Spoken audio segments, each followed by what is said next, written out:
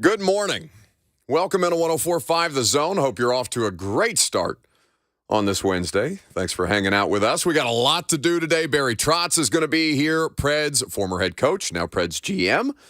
Join us in just about 15 minutes. We got the dumbest thing in sports this week. We got Chig Okonkwo coming up at 11:15 before the Titans hit the practice field for the second day of mandatory minicamp. I was out there. Talked to a lot of players, talked to Mike Vrabel, and have a lot of observations to get into. Of course, Kevin Byard out there and active. Looking forward to talking to Chig about Kevin Byard because that was probably the most fun matchup to watch of anything else on the practice field yesterday. Phone call 615-737-1045. If you got them, we'd be happy to have you here with Lucas and myself. Is it? What are you doing back there? What do you mean? Where's Lucas? I'm working. Why can I see you? Normally, if you're here, I at least have the good fortune of not having to look at you. Well, where is Lucas? I don't understand why. That's not how you greet someone. You don't ask, hey, where is your better half? I don't understand why you don't have a place here anymore. What do you mean? I have a permanent residence. No, you don't. I sleep underneath this desk now. I'm collecting shows, Buck, like the Infinity Stones, first the morning show. What do you mean? Then you're going to fall, and I'm going to be your producer. Then Blaine and Mickey will add me on. You're just trying to take over every show on the Zone? And then sooner or later, it's going to be all Bert all the time. Joe Hunk's mohawk is going bye-bye. Well, that's probably for the best. It's going to be Bert with 3HL. It's going to be me all day, baby. You can't stop me. Stop asking where Lucas is. He's not coming back. What have you done with him? Hey, that's for me to know and for you to hopefully never find out. No, I actually like this. I've been actively rooting on this betrayal for quite some time. I'm just actively trying to pitch you guys against each other because that's the best way to preserve my job. Because if one of you takes the other one out, then that means I'm safe. Well, it's obvious that you're much better at this than I am. So if Lucas is gone, this is kind of Survivor rules. Like if you know someone is good at an immunity challenge, you want to vote them out. So I think it was in both our best interests if we kicked Lucas to the curb and I stepped in as the gallant hero producer that everyone knew I could always be. Look at you. You've turned full villain. You're a monster. We've given you entirely too much airtime. You're squatting on jobs that you don't apparently have yet. You're just squatting on the morning show as far as I can tell. Correct. And now you're trying to infiltrate not only here, where I can't seem to get rid of you no matter how many damn times I send you to the shadows, but then Blaine and Mickey and on to 3HL. Why are you trying to conquer local sports radio this way? Because Who do you think you are? It's my manifest destiny, Buck. I'm going to claim land. I'm going to slowly burn through the time slots. And sooner or later, you'll never be able to get rid of me. Those DMs you get, those people hitting you up in the DMs saying, oh, the show was so much better when Bert wasn't on. People do hate you. It's too bad. It is too bad. I'm not going anywhere. And you're going to have to sit in your stinky car. I'm sure your car is stinky if you're a hater like that. You don't know that. I do know that. You should go get your car cleaned. Use a little stinky car driver. Nothing worse than a bad-smelling car. I haven't had a bad-smelling Uber in quite some time, but I had one this weekend. I was very displeased. Ooh, I had another Uber where I was driving around. Or I wasn't driving. I was riding around. Mm-hmm. But this dude's car was like, kept making terrible noises and like stuff. I was like, please get me to my destination, which may or may not have been Lucas's house this morning so I could tie him up and take his place here. All right, so apparently there's documentation of what has happened to Lucas. We'll get to that at some point as Bert continues to get drunk on power in the saddest manifest destiny that I've ever heard of, that of conquering local, what are we, like a top 40 market? Oh, yeah, we're top 40. Are we top 40? 30-something. Okay. Like, you knew the new I don't actually know anything about what we do here. I just know that I show up and talk into a microphone. Understandable. I think we're 30-something. We're 30-something. Okay. Kind of like after you turn 30, you never want to really tell what your age is. We're 30-something. Okay, we'll keep it down. I'm about to turn 30 here in about a month. Meanwhile, we have a lot to get to, and as I mentioned, Barry Trotz will be here in just about 10 minutes. We'll see if Lucas ever returns or if he can escape whatever contraption or trap Bert has laid for him this morning. So how long have you been here today? What time do you get to work now? I get here about 4:45 in the morning. That's disgusting. It's not that bad. I feel like I could honestly live here. And I have for a couple days now. My girlfriend kicked me out. I've been sleeping in the basement, living off Cheetos and expired drinks in the promotion closet. That sounds about right. All right. So we'll ask Barry Trotz what he thinks about all these things here in about 15 minutes from now. Please don't. The biggest story that is happening right now in the sports world, though, is, of course, that of the PGA Tour, LIV Golf, and DP World Tour are merging their commercial operations under the common ownership that is being backed by the Saudi Private Investment Fund, of course, made possible by the Saudi Arabian government. That has all kinds of problematic issues that have been well documented at this point. The players, as we were finding out, information in real time, now that we've had more time to kind of process these things, players are starting to speak out on both sides. You'll hear from Bryson DeChambeau in a very bizarre CNN interview here in just a minute. But the players got together. They were reacting on social media. They had a players-only meeting yesterday that, basically to try and figure out what this means for them and what action they're prepared to take. The fallout of this has been really, really bad for Jay Monahan as the commissioner of the tour and what that means for the future of them. I've been asked more questions about golf in the last 24 hours by people just, seeing people out day to day than I have, I think, in my entire life. It's one of the biggest stories in sports, and the players are actively speaking out against it. Now, we brought up Rory McIlroy yesterday, one of the strongest proponents at the start of this thing. What are we going back? 2 years? Year and a half, 2 years with LIV Golf, the inception of it, and how this has become a story over the past couple of golf years. Is that like dog years? Yeah, I don't know why I said it like that. I got caught up in the air. I 2 tried to to say 3. seasons, and I'm like, it's not really seasons for golf. I guess there is a season for golf, but you don't call it a golf season. I lost my train of thought. Either way. The question becomes now, all right, what action are they prepared to take? And there's Rory, who was one of the strongest advocates against LIV Golf, who had been less strident in his comments as of late. So Rory made a statement today. Do you have audio of that, Bert, handy? I'm good at my job. Yes, I have audio. Debatable. Let's find out. I got a text message on Monday night, I guess, from Jimmy Dunn saying, hey, can I give you a call in the morning? So I said, sure. Jimmy rang me at about 6:30 yesterday morning. We had a chat. Took me through the news, took me through the deal, the structure of the deal, what it meant for us, what it meant for the DP World Tour. So yeah, I learned about it pretty much at the same time everyone else did. And yeah, it was a surprise. I knew there had been discussions going on in the background. I knew that lines of communication had been opened up. I obviously didn't expect it to happen as quickly as it did. But I really think that, from what I gathered, the tour felt they were in a real position of strength coming off the back of the DP World winning their legal case in London. It sort of weakened the other side's position, and they went in there, and the way Jimmy described it, Rory, sometimes you got 280 over water and you just got to go for it. And that's what they did. And I think ultimately, when I try to remove myself from the situation and I look at the bigger picture and I look at 10 years down the line, I think ultimately this is going to be it's going to be good for the game of professional golf. I think it secures it unifies it, and it secures its financial future. So.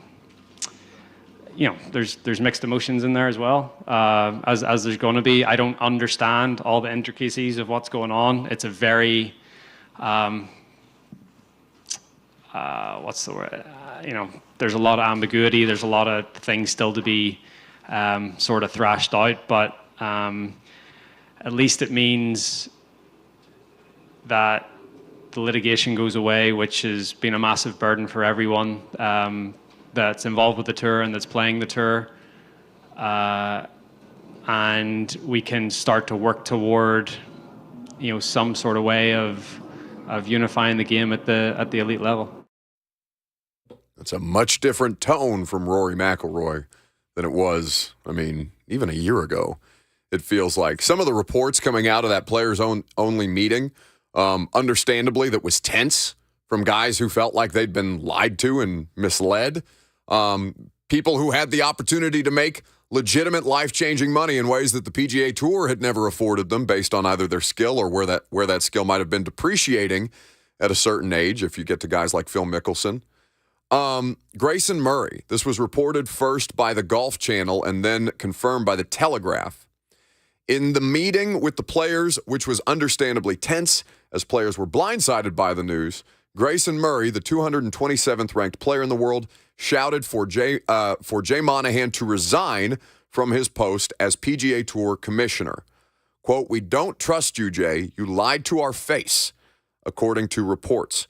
In response, get this, Rory McIlroy, who you just heard from, in response to Grayson Murray, Rory said, "Just play better, Grayson." Murray, taken aback by McIlroy's comment, told him to F off. So this is now getting, it's been hugely contentious. It's going to continue to be hugely contentious.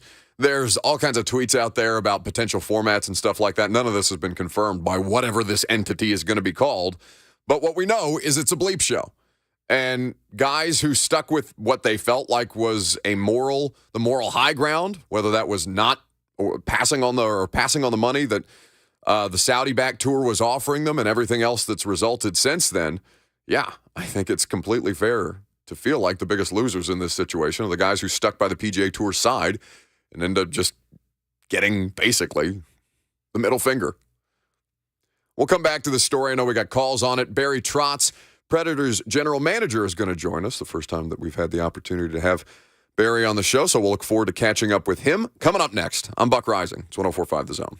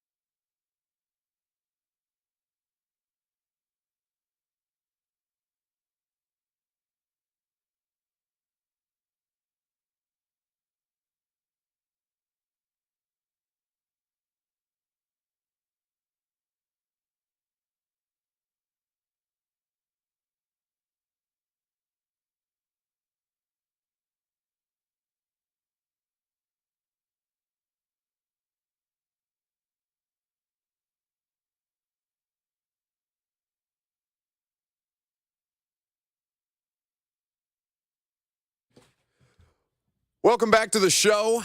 Our great pleasure to have former Predators head coach, future general manager officially as of July 1st, Barry Trotz, here with us on the show. Barry, great to talk to you for the first time. Hope you're well. A great morning. Yes, sir. So it's my understanding you're at the NHL Combine, obviously, Nashville and the Predators hosting the NHL Draft coming up here at the end of the month. What's the latest from the NHL Combine there? Well, obviously, this is a very important time for our scouts. They have a number, 60 to 80 prospects here to be interviewed, to do some physical testing. So it is sort of the last view of the prospects for our scouts, to interview them, really get to know them, and sort of get their final rankings in order before they head to Nashville. So really important time. It's a really well done by the NHL, and it'll really be important for the process for our scouts. So that part will be done, and then we're looking forward to obviously hosting the draft. Nashville, city of Nashville, the people always has a great vibe, and Nashville is one of the best hosts in the world when it comes to almost anything. So I'm really excited, and for me, I think it's really special that this draft is in Nashville. The city has changed so much since the last draft. The organization has grown. It's really has grown and developed, and the one constant since day one has been, it's been David Poile, and obviously David's final draft.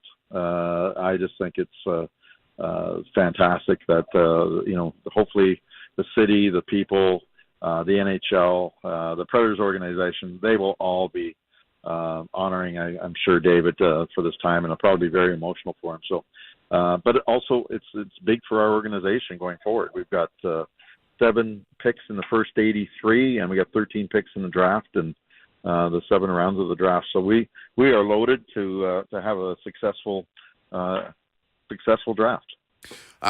Looking forward to getting into that with you here in just a second. But for you and David, I mean, how gratifying is that you've just described? Obviously, the significance of David's last draft taking place in Nashville. You'll become the general manager officially as of July 1st.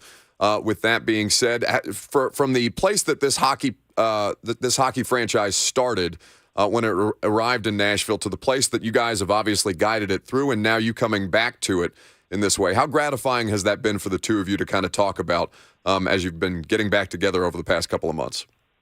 It has been very gratifying. When we first came, we didn't. It was exciting because it was my first job in a National Hockey League. We were an expansion team, and expansion wasn't what you see Vegas and Seattle going through. I mean, I met, as I was talking to someone today, I met most of our players either in the press box or saw them in the minors, or they were the extra guys. They were the guys that were playing up and down in the minors. I saw some European players, but it was way different, and we didn't have I'll say the ammo that is given to the expansion teams now. So we had some trying times, and quite honestly, with a number of different ownership changes, all that, we didn't know if we were going to make it. There was a few years that we were on unstable ground. We almost got moved to Hamilton, Ontario. You look back, and now you look at the city, you look at the franchise. I mean, it is a remarkable turnaround over the last, in 25 years. It's a remarkable turnaround. The city, the footprint that the Nashville Predators have, and the one constant that has been there through it all has been David. So, really, when you look at the franchise, the draft, the city, I mean, David's been a part of all that, and all the, I think it's fantastic. We reminisce about some of the things that we know behind the scenes that happen, and how we had to, we didn't have the money to keep some players, and we had to move it, but we still survived. And that's part of the DNA of the Predators, is there is a resiliency, a fight in the team that has always been part of part of Nashville. I think people recognize that, and I've always supported that. And then what they've done in the community. I mean, I think the Predators organization, and I've been away for 10 years. I see what they do in the community. It is absolutely astounding how they embrace the community, the fans, charities, very charitable, and go out of their way to make everybody included. And we always talk about having a family atmosphere, and we really do a great job at that. And I'm coming in as a little bit of an insider, but an outsider for 10 years, and I can really see it from a outsider's eyes, if you will, how well that they've done that, and that's a tribute to ownership, to David, to Sean Henry, all the people that are very involved on a daily basis. Michelle Kennedy, just go on and on about the staff there. Incoming Preds General Manager Barry Trotz here with us on 104.5 The Zone. NHL Draft coming up here in Nashville at the end of the month. And Coach I'm sure people are still calling you Coach Trotz on a regular basis around the building, huh? They are. It was funny. We were walking down the street, and I was walking with Andrew Burnett. We were going to get a share of coffee and go from there. And someone yelled down the street, "Hey, Coach, great, good to have you back." And we both turned around, and I looked at him, and obviously he was with the team on the initial year, and we both turned around and we sort of chuckled. I said, "Are you coach or am I coach?" And I think people have been asking me, "You want to be called coach or whatever?" I said, "Call me whatever you want. I'm known as a coach, and I've had a long history of that, so that's fine." And same with Andrew. So we're good with both. So there'll be a few times we'll both turn around. I'm used to that. So it'll feel strange. I've sort of refused to sit at David's desk when he's sort of moving out of the office, and right. I'm like, I'm not sitting in your desk when you're here. It just doesn't seem right, just out of respect. So he says, "Oh, it's getting silly," and I said, "It's hard because I got so much respect for this is your seat, and this is your seat. July 1, I'll be very comfortable, sitting in his seat." Well, that's a pretty delicate situation to walk into. Obviously, you were aware of that when you agreed to take the role here, with David transitioning into a different role with the organization at this stage of his career. Has there been something that's been particularly difficult to balance beyond that? Just kind of like, making the jokes about, I don't want to sit at your desk yet, but I mean, very soon, July 1st, that's your desk, right? Yeah. No, David's been so gracious. I mean, he really, if you know David, I mean, he's trying to put everything in place. You talk about a team player. I mean, there's not a bone in his body that says, selfishly, I want to do this. And, he wants me to be successful. He wants the organization to be successful, all those things. So he's been more than willing. The only time that sometimes when he, I would say in this transition, he's empowering me, and I'm not sure if he's giving me how far I can go with that, So testing the lines or just a little bit of that, but it's been really, really good, and he's been outstanding. So and there's stuff that we duplicate on. We'll check on on certain things or make certain phone calls, and we'll duplicate once in a while. But that is probably normal because he's in a routine, and I'm just learning a routine, and sometimes I'm there's a little bit of duplication. But other than that, it's been really, really, really, I would say, easy and supportive. And obviously I'm supported by, Brian Poyle and Scott Nickel and Jeff Kelty. We all have, previous relationships. So that's been really good. I don't think there's any friction, if you will. Sometimes when new GM, everybody's, walking on eggshells. I don't think that at all. That we have very unselfish people who just want to win and do well for our fans and for the organization, and we want to win a cup. And there's nothing better to do as work as a group. The strength is in the group, and I have always believed that. And we've got some really good people, and we're going to work our tails off to see what we can do. And in the coming years to get us back to the point where we get out of this mushy middle. We may have to take a couple steps back to hopefully take some big leaps forward.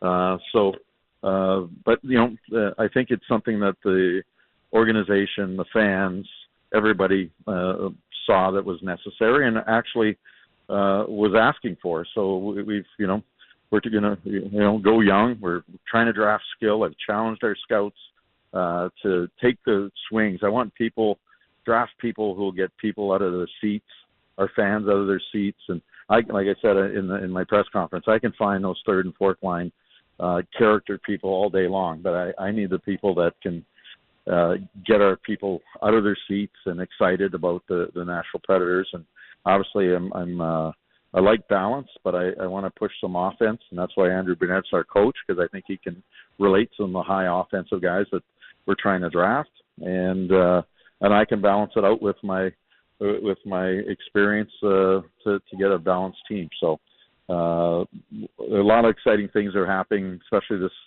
this summer, and it's been a lot of work, but it's been very, very fulfilling.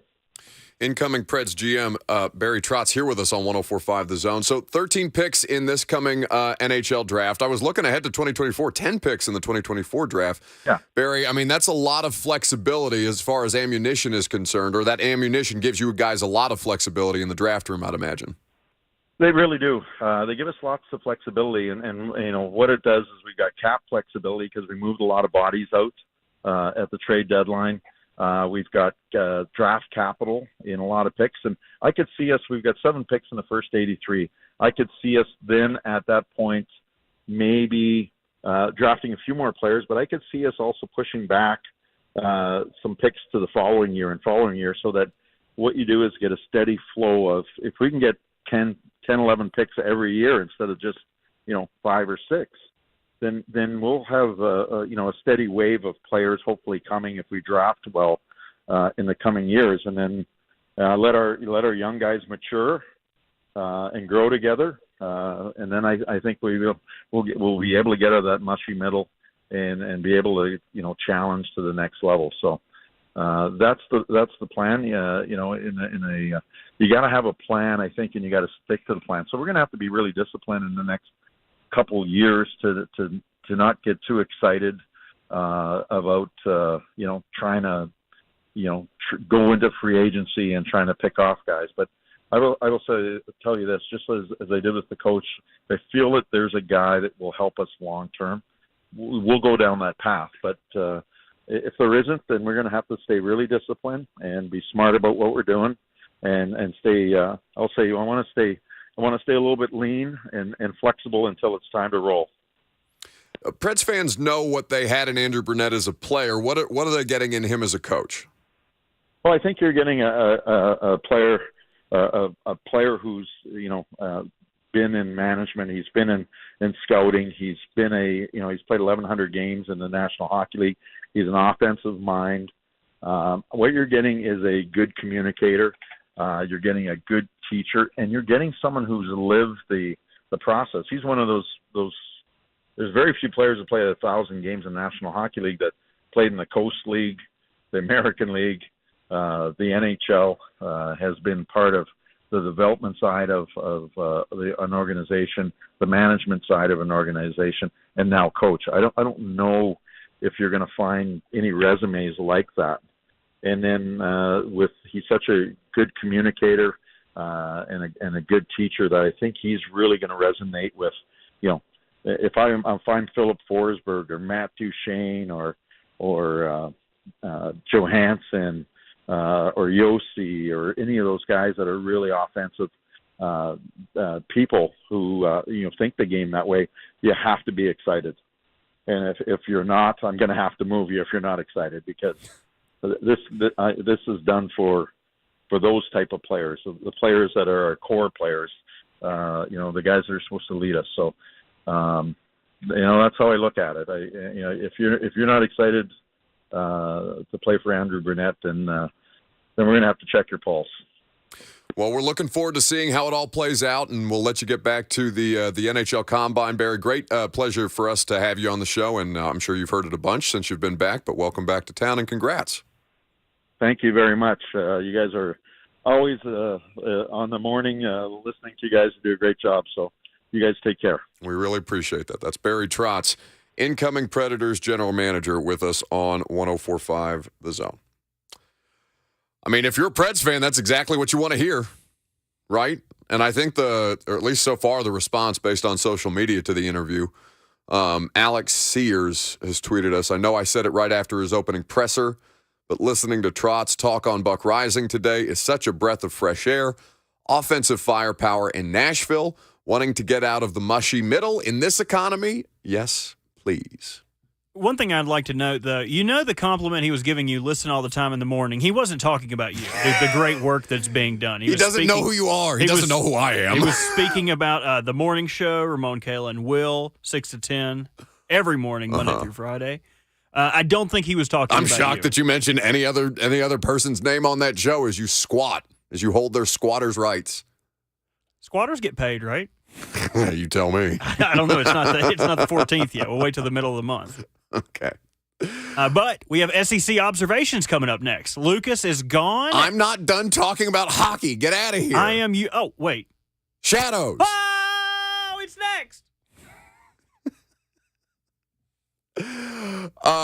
Either way, I think that if you're a Preds fan, you have to be excited about what he's saying there. Getting guys that will get our fans out of their seats, right? There has been an absence of energy in Bridgestone Arena in the past couple of years. The thing has felt stagnant. I know you guys who have attended games, guys and gals who have attended games, can feel that as well. And of course, it's really, really difficult to recreate the kind of magic that they had in 2017 and even in 2018 when they won the President's Trophy. But I think that at least on messaging, they've got the talking points down.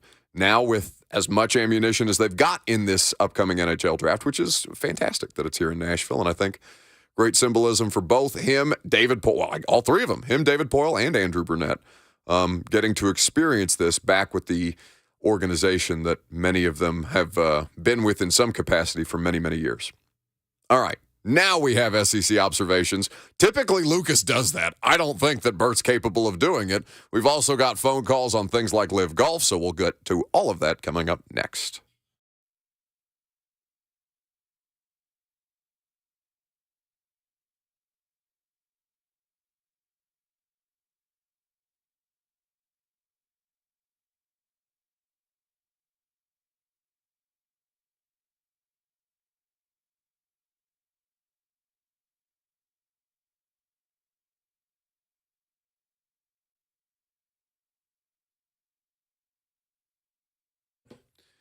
PhD Weight Loss has helped Ramon Foster. They've helped me. They've helped so many other people achieve their weight loss goals. That was something that I set out to do, and they were able to help me drop 54 pounds over the course of 3 months. It took exactly as long as they told me it would based on the plan and the schedule and the diet that they put together for me. There's no weight loss pills, no stimulating shots, nothing like that that's going to get you, mess with you internally in ways that you don't want to deal with. It's just about your diet and the plan that PhD Weight Loss puts together for you. For me, it's going to be different than it will be for you when you sign up for PhD Weight Loss. That's because it's specific to the individual. You're going to work with them on a weekly basis throughout the course of your weight loss process to make sure that things are working for you, and if they're not, to make those necessary adjustments.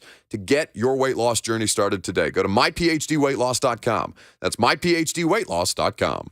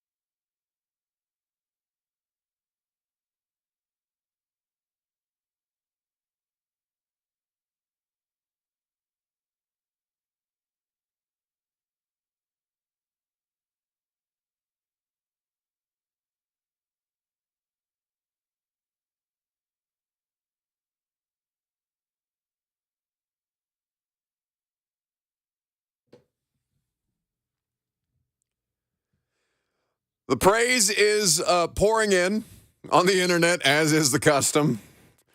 Curtis, we got SEC observations, I think, here in just a second. Lucas isn't here. Bert has tweeted out what he's done with Lucas. There's a picture at Robbie_Walsh on Twitter. You hogtied him with, what is that, packing tape?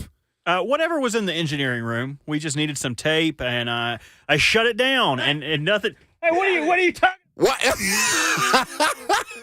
Wait. He's come in. I'm back. What? Are you covered in packing tape? What is going on? This is... Did you just slam his head on the desk? Is he okay?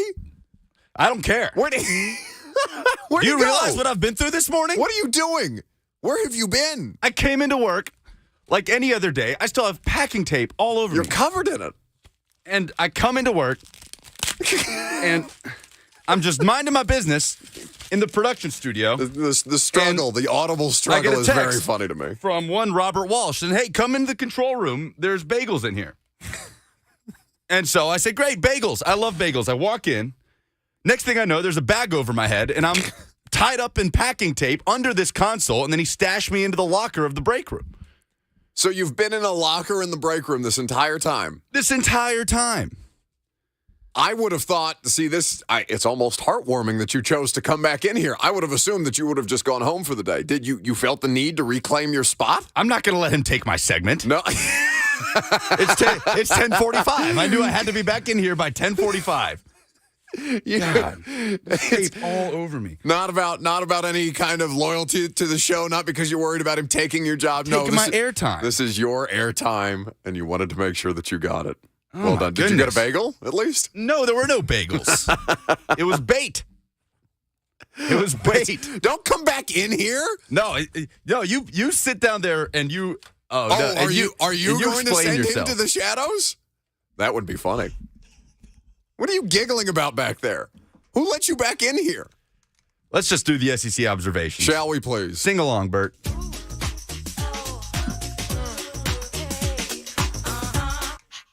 Let's talk about SEC, baby. Let's talk about the SEC. Let's talk about Nick Saban and Josh Heupel in the SEC. Let's talk about SEC, baby. Let's talk about the SEC. Let's talk about Brian Kelly and Greg Sankey in the SEC. Let's talk about SEC. He didn't sing along. The SEC observations. I love that you're out of breath. Nick Saban is headed to Washington, D.C. to help the Southeastern Conference make the pitch for federal regulation on how college athletes can make money off their fame. So Nick Saban is headed to the nation's capital with Greg Sankey, with other SEC coaches, asking for uniformity in name, image, and likeness. A quote from Saban, I don't know exactly what the answer is, but I think if we can get more people aware of what the issues are for them to have input on how we can sort of create a model that would help create some competitive balance, but still give people opportunities to use their name, image, and likeness to earn, I think will be a good thing. So he's headed there with other coaches, other officials, said with states having different laws, I think the only way is to have some federal legislation that controls and makes it the same for everybody. Now, this directly ties into what my dumbest thing in sports this week is going to be. Coming up at 11 o'clock. Make sure you have your nominees. In a matter of minutes. But Nick Saban continues to push for federal regulations on name, image, and likeness. We've seen that a subcommittee has been formed in the House. The question is, how long would this take, A, to kind of formulate, and then B, to actually take effect throughout college football? What did you just choke on? Did you finally get a bagel? It sounded like you were like choking on something. I didn't choke on anything.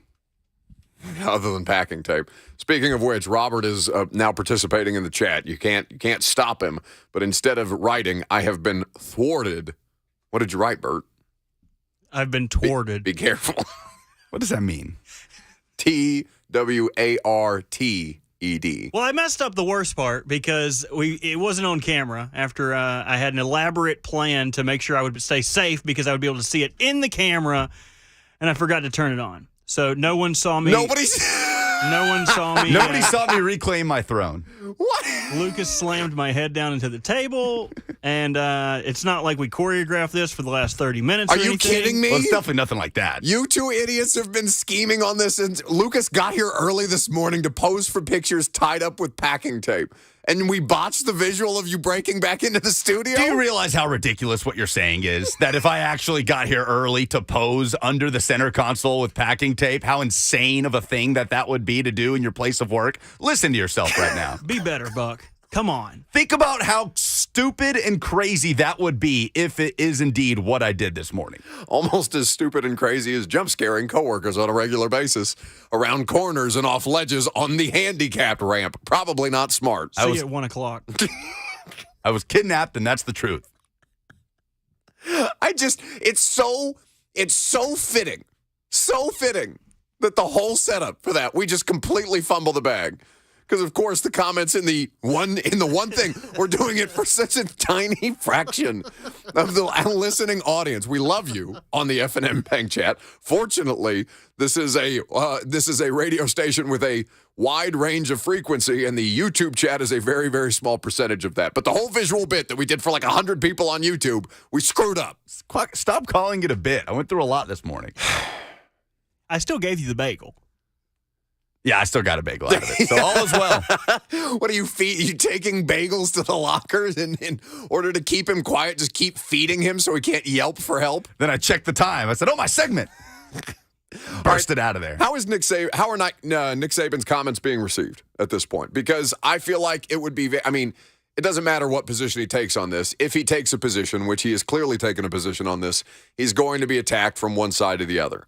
So what are the attacks on Nick Saban's comments today is, I guess, the question that I'm asking. Ooh, why don't we talk about that coming up next? Okay, let's do that with the dumbest thing in sports. 615-737-1045 is how you submit your nominees. Don't forget, the Chig Okonkwo, Titans tight end, is also going to be here at 11:15. We have cat issues to discuss as well as a new Titans offense. I'm Buck Rising. It's 1045 The Zone.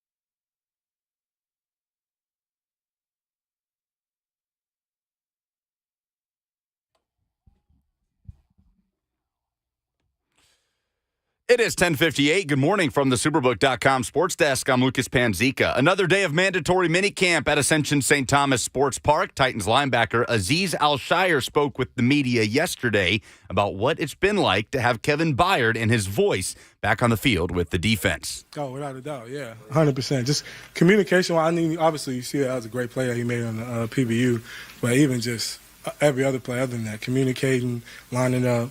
It was like, he was gone, but you could tell he'd been taking care of himself. Obviously a pro all the way through and through because he came in and you would have thought he was here the whole time. So that was really good to see. Mandatory minicamp continues today. Titans players and head coach Mike Vrabel will meet with the media again this afternoon in the 2 p.m. hour. You can hear it live on Blaine and Mickey. For all your foundation repair and waterproofing needs, visit USSTN.com. Breaking news at once and your home for the Titans and Vols. This is 104.5 The Zone.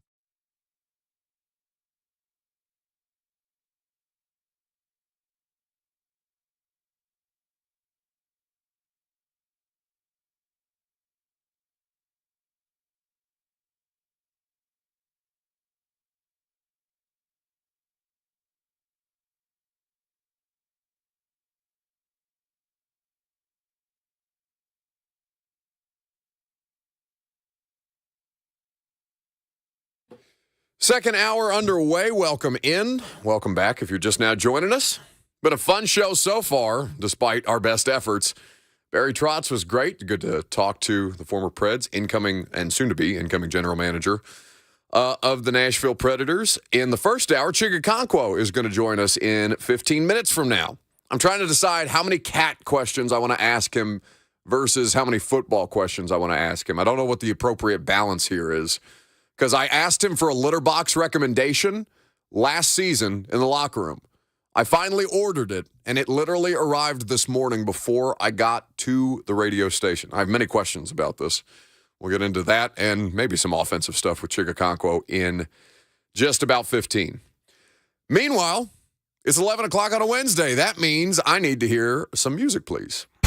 Let's be honest. You've already seen something this week that made you say, "What the is this?" That's bullshit.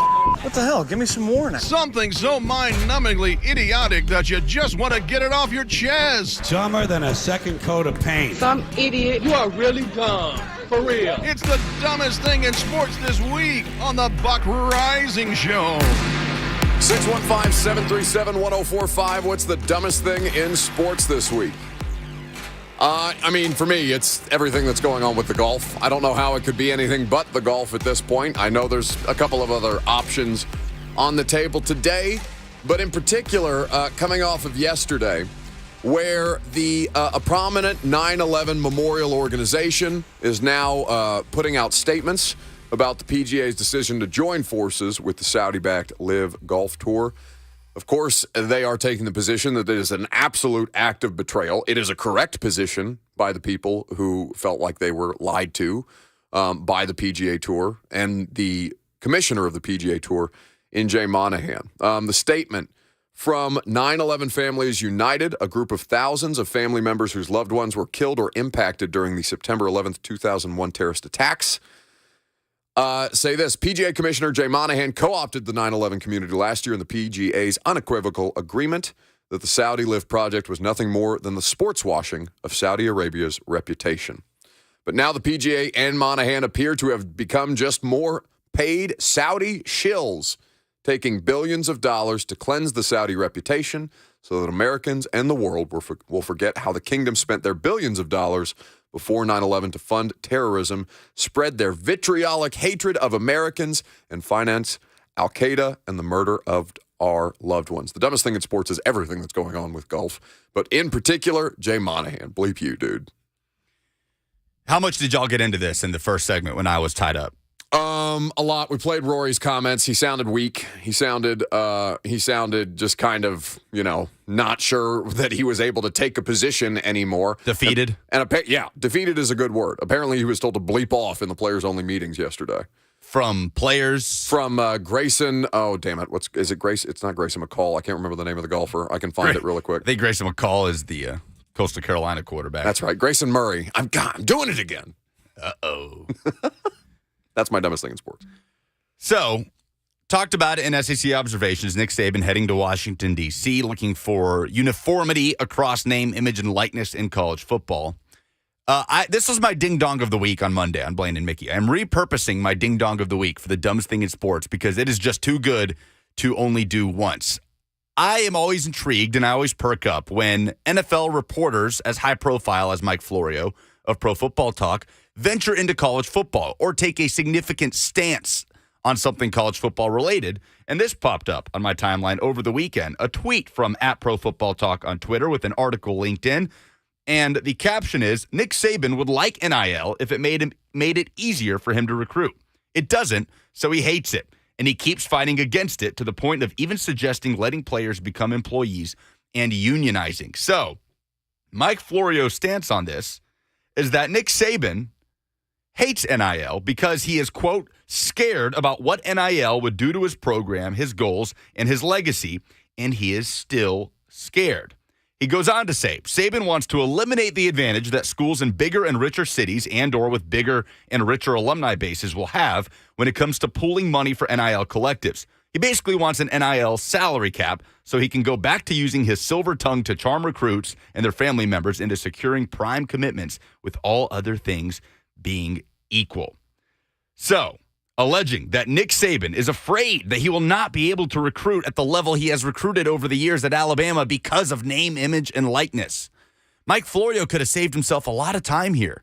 All he had to do, I don't know if Mike Florio knows what 247 Sports is or if it exists. Look at you being so dismissive. What a high school football recruit is, just in general. But if Mike Florio had simply searched 2023 team recruiting rankings for this most recent cycle in high school football recruiting, he would see that Alabama finished with not only the best recruiting class in college football, but one of the best recruiting classes in college football history. You remember that crazy A&M class from a couple of years ago? Yes. This is being talked about as better. It is right up there with it. Oh, and that crazy A&M class a year ago, which hasn't really worked out that great so far for A&M, was the only class better on paper than the class Alabama brought in the 2022 recruiting cycle. Nick Saban is not afraid of what NIL is going to do to him. Nick Saban and Alabama are going to be just fine.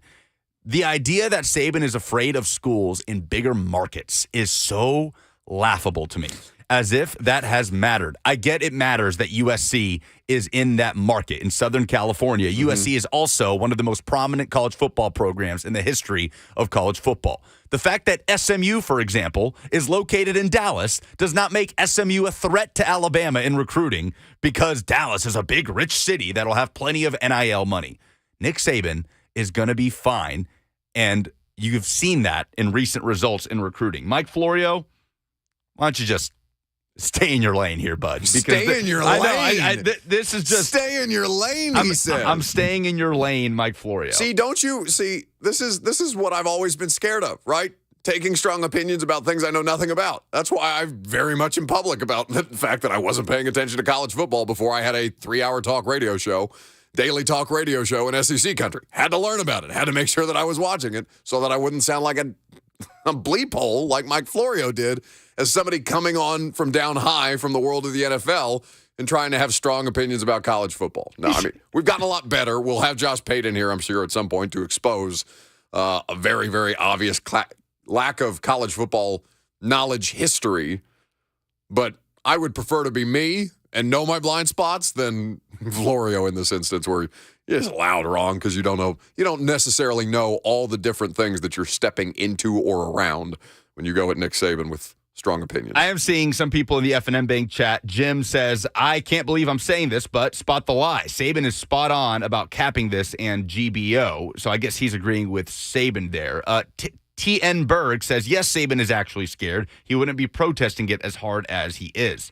Saban is not the only one asking for uniformity in name, image, and likeness. No. Like almost every college football coach in the country would like some sort of guardrails around name, image, and likeness. You're yelling. I'm yelling because you're here, all right? If Mother Teresa was in front of me, I'd be chewing her out about Nick Saban's stance on name, image, and likeness, all right? You're just in my path here.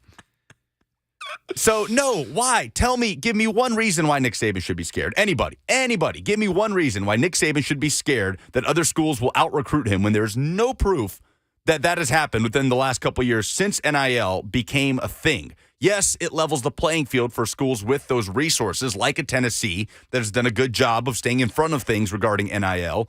And then on the flip side of that, Florida, who obviously has not, though you would think they have all the resources to do so. But like this theory that Nick Saban's just scared because Dodge Chargers aren't going to get it done anymore. Like Alabama just doesn't have any money. What are we talking about here? Well, it's just people, making lazy versions of an argument that they think they're getting one over on Nick Saban, right? Anytime anybody, whether it's Tom Brady, Bill Belichick, Nick Saban, like any of these figures at the top of their profession that have been mostly hated across the course of their dominance, right? The way that Saban has. He's not a sympathetic figure by any stretch of the imagination. Nobody's saying that you should have sympathy or, feel the need to be super diplomatic about Nick Saban if you don't want to be. But like when you think you've got one over on the greatest of all time, yeah, you're going to crow about it. And you're probably wrong because he knows way more about this bleep than you do. Tennessee Bird continues. Dodge Chargers and Challengers are getting harder to sell to recruits. Look, Alabama has money. You know what else they have? A better resume of putting people into the National Football League than anybody in the country in the last 10 to 15 years. So let's stop with this because Nick Saban can't offer you a car. He's not going to get good players to come to Alabama because it's the most laughable thing I've ever heard. And you can still get a car. And you get a car. You still get the car. You get to go to the NFL. You just get a car and more money. You know why he doesn't care about Dodge Chargers anymore? Because he owns several Mercedes-Benz dealerships and is slinging Benzes. That's right. At this point. All right. So we got to relax, okay? Take a breath. We got Chig Okonkwo coming up next. You're arguing with one person in the F&M Bank chat as if it's an army of arguing zombies. This is what you do. Yeah, I know. Do you like that you're turning into me? No, I do not like that. Then let's go to break.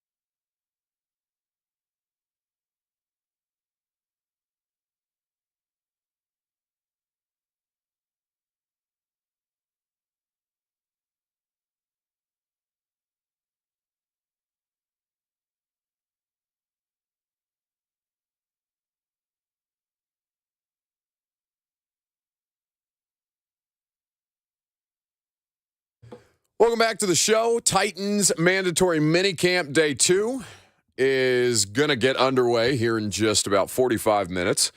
They'll be on the practice field at noon. We're happy to have Chig Okonkwo, tight end, with us on the show right now. Big day of practice yesterday for number 85, and a lot of good competition out there with number 31. How we living, Chig? Doing great, man. Just living, man.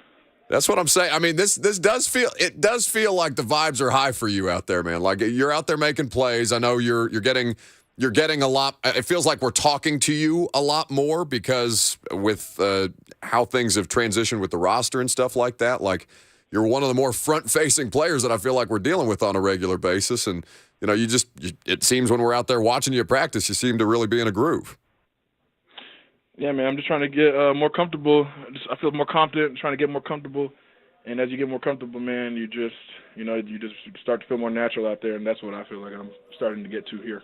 So, like, with that, what does that look like for you? Like, where has there been, you know, I'm sure it's not necessarily like one moment that you can say, okay, whatever was inhibiting me or making me less comfortable than I feel like I should be, that I've been able to get past, or has that been more of just the product of spending more time doing this?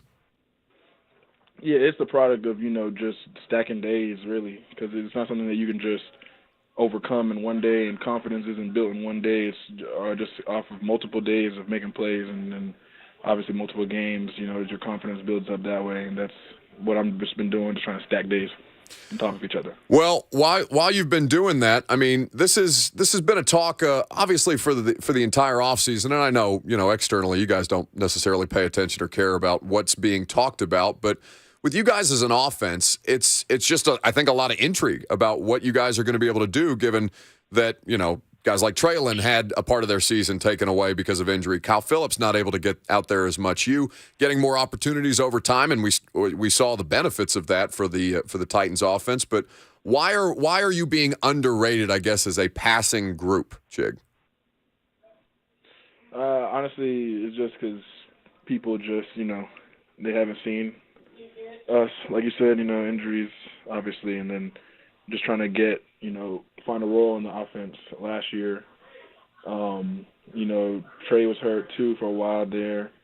I just feel like people just don't know, man. They just sleep, but that's okay. We'll just keep working and keep doing what we do every day and put it in the grind, and we'll see when the season comes along.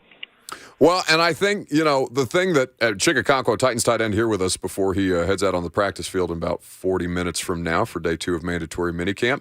I think that's the thing, that makes that kind of hard to do. We haven't seen you guys be able to do as much as you obviously want to do and be able to contribute as much as you can. But what's one thing that I guess gives you confidence that you guys are going to be able to compete at that level when it finally starts to matter in September? I mean, honestly, just from seeing what we do every day, I mean, I know the talent that we have on the receiver room and on our team with Kyle, Trey, me. I mean, I know the type of talent we have. It's just we haven't got to show it all the way. And I feel like we're all building confidence right now, and we're all getting to that point where we're all just going to be super comfortable out there. And when we just, as time goes on, as we build more chemistry with each other, it'll look a lot better and a lot cleaner too. So to have, obviously you guys had great attendance for the voluntary portion of stuff, but everybody back in the building, whether they're out on the practice field or not, for mandatory work yesterday and then again today. How much fun did you have going up against KB again? I know that was something that you guys were getting a lot out of in your rookie year. Yeah, that was huge. I love going against KB, just knowing that you're going against a top safety in the league. So I always love that competition every day. He punched one out yesterday. He got me, but I'm coming back at him today. Well, yeah, I mean, you got it. I know the competition's going to be out there today, and you certainly got one on Amani Hooker yesterday. I'm sure there was some conversation about that after the fact. No, it was cover 2. It wasn't his responsibility. Oh, so I see, but this is the problem, Chig. Like, we see things from a certain angle, and it looks from our vantage point like you've beaten Amani Hooker in coverage, but we're not necessarily understanding the coverage there, I guess. Yeah, that's the funny thing, no one – you don't really know unless you're in our building. So, yeah, it looks like you got beat, but you know how defense plays. Defense is different. It's different spots if it's not man coverage. So sometimes it looks like a guy got beat, whereas, it might not have been his responsibility. All right, so there's one thing that I really want to talk to you about. It's the real reason why I wanted to have you on the radio show today, and I appreciate you taking some time. I don't know if you remember this. I asked you about a litter box last year in the locker room. This thing arrived at my door. I'm telling you, Chig, this morning, it's bigger than a human toilet. What the hell am I supposed to do with this Death Star-looking contraption that's now in my house? The litter robot? Yeah, the litter robot. It just got there today. Dude, the litter robot is perfect. Like, I ain't gonna lie. Like, that's probably, like, the number one thing that gets use out of, like, any sponsorships I've ever done. Like, that thing is used every day. It automatically cleans the litter for Sage, so it's like I never have to scoop. It's just like once every 2 weeks I'll have to clear out, the poop at the bottom. That's easy. Like, it's the way they designed it, man. The company's awesome. I mean, never have to scoop again. I haven't scooped since I've been in my new home, so. No, I'm fired up about this. And I love that, like, there's a stronger contingent of cat dads in the Titans locker room because Lucas, myself, Robert, everybody that works here on this show, all of us have cats. We feel like we've been isolated. I heard that Josh Wiley is also a cat dad. I feel like we're getting stronger as a group. We are. It's funny. Like Josh, I didn't even know Josh has two cats. It's hilarious. So me and Josh also share the same birthday too. I found that out. That's pretty cool. So what's it been like in the tight end room? Because obviously, changing faces, no matter whether it's college, pro, high school, whatever. Like locker rooms change year over year. What's that been like to to have that new dynamic in there with a couple of new guys, both rookies and free agents? Yeah, it's awesome. I mean, whenever I'm around people, I just love just connecting with guys. So I mean, that's what we've been doing. We've been hanging out off the field a lot. Just getting to know each other, just getting closer, because that's those type of things that play over into the games. With how close you are with your teammates, how much you can trust them, how much you know about them, all those things matter. So I feel like that right now is what we're doing here. We're just really locked in together. We're just a lot of togetherness with us when it comes to like learning the playbook, and then just hanging out outside of the field. Just kind of get to know each other even more. It's Chig Okonkwo. He's on his way out to practice. He's been kind enough to give us a little bit of time here this morning. Continued health and success, man, and it's good to catch up. Thanks for doing it. Thank you so much. I appreciate it. That's Chig Okonkwo there with us on 104.5 The Zone. He balled out yesterday. I know he was being pretty humble about it, and it is funny when like media misreads the coverage, because it did look like, if you watch the video that the team put out of Chig making a touchdown catch or touchdown reception from Tannehill yesterday, it's Amani Hooker who's trailing behind him and chasing him based on the video angles. And it looked from our vantage point on the sideline like Amani Hooker had been the one beating coverage. But that he was saying not Amani Hooker's responsibility. Watching him and Kevin Byard go back and forth, though, man, that's probably my favorite training, or I guess it's not training camp yet, but that's been my favorite competition to watch in the last couple of, I guess, months when they've been on the practice field together, and now to see, a more confident, a more comfortable, a more refined version of Chig going out there against Kevin Byard, who, by the way, was playing very, very well yesterday in practice. Had a really nice breakup. You heard Chig mention on a reception that it looked like Chig had secured. To see those two go back and forth, I think that's the kind of thing that you're going to enjoy seeing whenever it is that you guys get out there, some of you, to go watch training camp practice. 615-737-1045 is how you join the discussion. TN Berg says, only psychos have cats for real. Well, your tight end, you probably want your tight end to be a psycho. Both of your tight ends. But Josh Wiley has two. So Bert, cat dad of two. Myself, cat dad of two. Josh Wiley, cat dad of two. Chig Okonkwo, Lucas Panzica. Single cat child homes. Just the one. Let's go to Chris in Lebanon up next. Hey, Chris. Hey, this might not be the dumbest thing in sports. It's not as dumb as the golf thing or talking about cat turds on sports radio, but I had to know. You don't understand, Chris. This thing is terrifying. You don't understand. Okay, all right. The thing about Tennessee going to Mississippi to play, I think is really bad because Tennessee beat a higher national seed than Southern Miss did. But, and a lot of Tennessee fans are upset by this, but if we can't beat Southern Miss in Hattiesburg, we should be going to the World Series anyhow. That's just my feeling on that. Thanks for the call, Chris. We brought this up yesterday because a contingent We won't say all of Vols fans, but there was a contingent of Vols fans that felt they were being conspired against, colluded against even. No collusion. But that drawing, I mean, listen, Ole Miss won the College World Series last year, and they did not have the benefit of home field advantage, I mean, throughout, right? Like they were the away team in the regional, the super regional, and then throughout the course of that run. So, I mean, if you're good enough, go win it. You want all the advantages humanly possible, but, I mean, I don't have to tell Titans fans who are also Vols baseball fans, like, you can lose at home no matter how good you think you are, how much better you think you are than the opponent.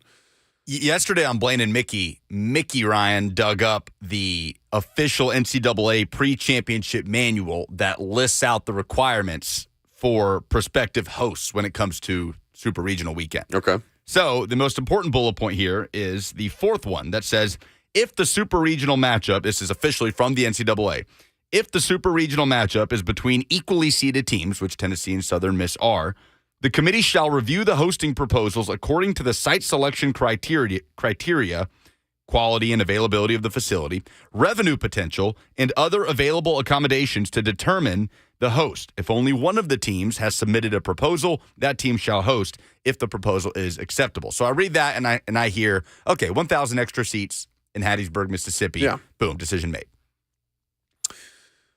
Let's go to John in Murfreesboro, and then we have a couple of news items. One about a former Titan, who I think you're going to want to hear about, not the one that we usually talk about. And also, an AFC South team has just put out new stadium renderings. We'll get to that in here in just a second as well. John in Murfreesboro next, though. What's up, Buck? My dumbest thing in sports, it's almost always the dumbest thing in sports to me, but usually recency bias gives me a new topic. But it's Major League Baseball blackouts. There is zero reason that Atlanta and Cincinnati are blacked out from Murfreesboro when Atlanta is 4 hours away and Cincinnati is 5 hours. Now, if you look at my hometown of Memphis, it's Cincinnati, Atlanta, and St. Louis are all blacked out. Now, Rob Manfred, who is the worst commissioner in all of sports, and there's not one that's close, has talked a lot about growing the game and making the game more accessible and getting more fans in. But he's not actually doing the things that will get the fans to watch the game, which is make the game accessible to people on TV. There is no reason that I turn on TBS and it says that the Braves and Mets are blacked out. Do you know, John, that I tried to watch the Braves and the Mets yesterday? I turned on TBS. I was looking around for something to watch. I was like, okay, why not? Baseball. There it is. And I turned it on, TBS, and it says this because of local cable restrictions, yada, yada, yada. This game is blacked out in your area. It's just not meant to be. The higher power, the sports gods, they don't want me to watch baseball. Now I have Bally Sports, and I switched over to it. And I watched a little bit of it. Not enough to, care one way or the other, but just even casually. Like, had it been you, right? For as much as we talk about a lack of interest in Major League Baseball. Had you been, for whatever reason, betting or otherwise, inclined to turn on the Braves and the Mets yesterday and seen that it was blackout on TBS, would you have sought it out? Probably not. You'd have gone on, watched something else. You'd have watched whatever Transformers 4 or 5 they're running on TNT that's not the NBA Finals until you can get to an NBA Finals Game 3. The Mark Wahlberg one. Oh, it's terrible. It's so bad. I mean, none of them are terribly great movies, like Shia LaBeouf in the first one. Don't slander those movies. The first two were okay. The first two were fine. Like, even when they're bad, you can't look away. No, you definitely can because Mark Wahlberg is terrible in that movie. Mark Wahlberg is the same person. Every Mark Wahlberg movie is the exact same except for Boogie Nights. Oh, great movie.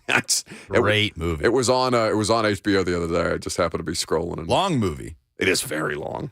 But that one's worth it. Fantastic casting. Either way. There is news of a new stadium in the AFC South. And it is not the Tennessee Titans Stadium. You see the new Jag Stadium? Doesn't look like London to me. It sure doesn't, bud. So, firstdowntownjacksonville.com, whatever that is, has just put out a hype video. Forward progress for downtown is where the website link leads. Fueled by the outpouring of support for downtown development from throughout our community, Iguana Investments and the Jacksonville Jaguars are gearing up for a revitalized downtown. Do you remember? So your first trip to Jacksonville was this year. January. Did you happen to pay attention to what downtown Jacksonville looks like? Yeah. It's a wasteland. There's nothing there. I mean, it's unfortunate for the unhoused community. There seems to be a substantial, camping situation in downtown Jacksonville among the unhoused. And that's, of course, other than being sad, it speaks to a certain economic situation that many other large cities or major metropolitan areas have gone through, pandemic or otherwise, that have made a crisis already worse. But anyway, downtown Jacksonville, it's abandoned storefronts. It's really nothing. There's no restaurants. You can't, there's nothing down there, truly. I feel like you could just throw a dart at a map of the state of Florida and say all of those words you just said about wherever that dart lands. Yeah, but this one has an NFL stadium. This one has an NFL team. And it still looks like something out of Star Wars that needs to sink into the sea. So they think a new Jag Stadium is going to revitalize this thing? What, one AFC South championship in the last, I don't know how long it's been since the Bortles won, but AFC South championship, and they're looking around and saying, oh, we're ready. We're going to bring downtown Jacksonville back, baby. Is this an effort? You think there was any modicum of an effort to keep the Jags in Jacksonville with this? Or does it just have nothing to do with it? It benefits Jacksonville far more than the Jags. As an organization. The city, sure. This is definitely, Can't can you imagine, build a shiny new amazing stadium and then they ship out? We're going London. Across the pond. It's possible. Is there any interest in hearing from Titans offensive coordinator Tim Kelly today? Because they are speaking at the podium right now. I know he's been asked about the quarterback situation, and at this point he has said of the amount of reps that these guys are getting at this point in time, that they have been splitting reps, equal reps in practice between Malik Willis and Will Levis. They're trying to make sure that each guy gets what they need, of course, alongside Titans quarterback Ryan Tannehill. Let's go live to the podium with Tim Kelly. So, as you guys have heard from a lot of people that have come up here and talk to you, we're calling it different things too. So there's a little bit of a process that goes through with that.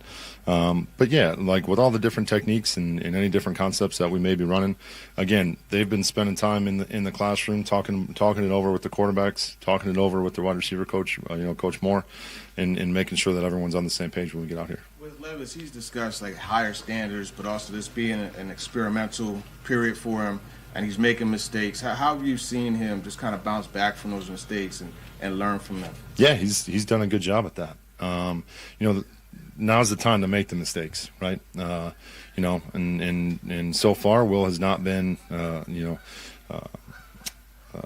an offender in terms of being a guy who makes repeat mistakes. So that's the biggest things. It's all well and good to come out here and make mistakes as long as we're learning from them. And he's done a good job doing that. And we have not seen the repeat mistakes show up. Eric was talking yesterday about how not too much is changing in his role. Just is there a challenge when you're developing a new offense of not wanting to lose what works for a guy who has been successful?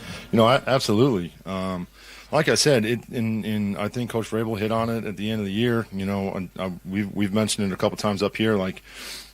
We've done a lot of good things here on the offensive side of the ball. Was the production what it needed to be? Last year, no, but it's not all broken, right? So being able to utilize the skill sets of the guys that we have and being able to continue to do the things that we've done well here is something that we need to do in order to make sure that we're as successful as we want to be. How do you balance Tyjae Spears being a rookie and not wanting to overwhelm him with all the things that he can do and is capable of with a unique skill set? Yeah, we're going to give him as much as he can handle, just like we will with everyone. Again, that's part of this process now is to see what can these guys physically and mentally handle. They've all done a good job of being able to kind of answer the bell whenever we put something new on their plate. So we're going to continue to do that. In terms of the passing game, what are you seeing from Tyjae? Where was he, and maybe what kind of strides, if any, has he made? Yeah, the athleticism he's able to use to be able to get in and out of breaks has been really good. He's been reliable. He's been clean in terms of his assignments, and when the ball's found him, he's made the play on the ball, which is a big deal. So again, looking to see some improvement from him today as we move down to the red area, and we'll see where his trajectory ends up going. Tajay Spears and, of course, the versatility that he does have. Are there any other guys that do stick out to you as far as their versatility and the skill sets that they may be able to use in other areas of the offense?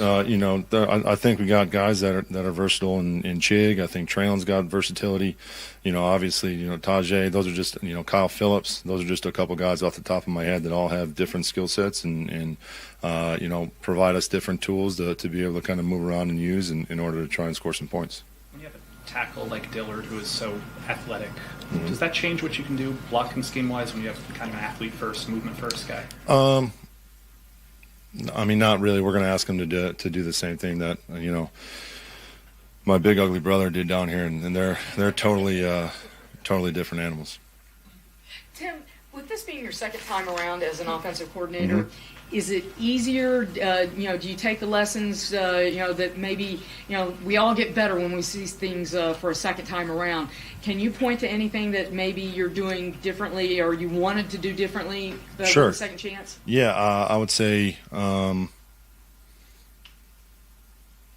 being more confident in terms of my beliefs, in terms of what I believe I want this offense to look like, sticking to that. But in the same breath, not being too proud to take input from the different members of the coaching staff. I think we've got a great coaching staff. From Charles London to Justin Outen, with Haas, with Tony, with Rob. All these guys have a wealth of knowledge and a wealth of experience in different systems, and so it's been great for me to be able to trust those guys and to be able to take their input, and all of us kind of put this thing together. Because obviously it's going to be a different deal, but it's going to be our deal. It's not mine. It's not any one person's. It's truly a collaboration of all those coaches in there, and I think that's probably the biggest take or the biggest difference from the first go around with it.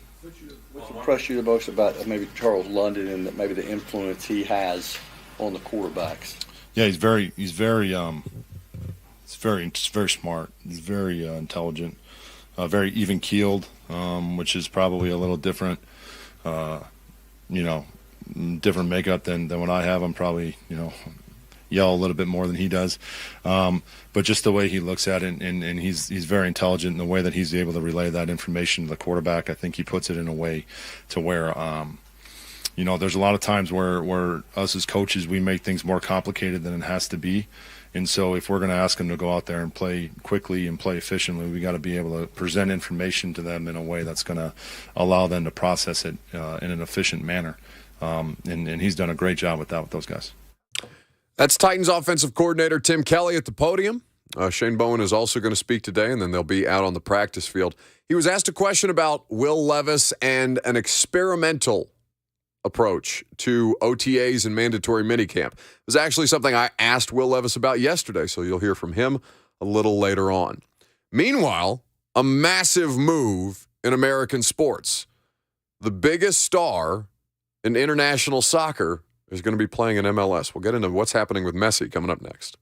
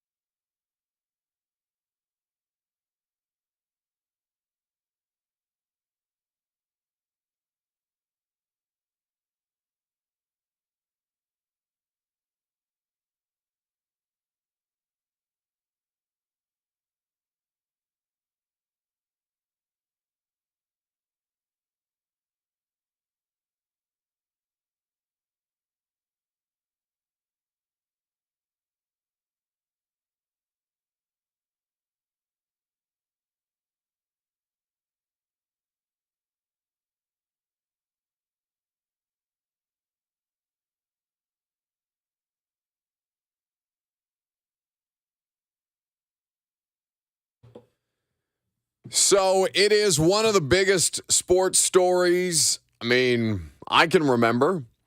That's coming off we're a little more than 24 hours removed from one of the biggest sports stories in the history of golf. But this one could completely change the course of Major League Soccer in this country. Lionel Messi is reportedly going to sign with Inter Miami. Now, he had been looking at taking a Saudi bag like Ronaldo did. It seems that is not going to be the case. But neither Messi nor Miami has at this point announced a decision or details of the agreement, but there are multiple outlets reporting that this is indeed the case. It has apparently been a 3-horse race between the Saudis, Messi's existing club, and Inter Miami. And Barcelona, his former club. Yes. So his contract with Paris Saint-Germain, did I say that correctly? Close enough. Okay, sorry. It's all right. You're not French. Officially expires at the end of the month. So, theoretically, he could be playing for Inter Miami in July? Yeah, this summer. Yeah. So it was initially reported by Guillaume Balaguer, who is a major international soccer reporter. He tweeted that 3 hours ago, said Messi has decided his destination, Inter Miami. Now, we've seen these reports before. Like, this is not the beginning of the noise around David Beckham and Inter Miami. Beckham owns Inter Miami, if nobody knows, and Lionel Messi. So I was skeptical until I saw Fabrizio Romano tweeted out, who, for lack of a better comparison, is like the Adam Schefter of world soccer. Except much bigger. 15 million followers. Fabrizio Romano, Schefter has 10, I believe. Oh, okay. Romano tweeted, Schefter's got a lot. Yeah, damn it. But Romano tweeted, Messi to Inter Miami, here we go. The decision has been made. It will be announced by Leo in the next hours. He says Messi will play in MLS next season. No more chances for Barcelona, despite trying to make it happen. When he says next season, he means the next European season.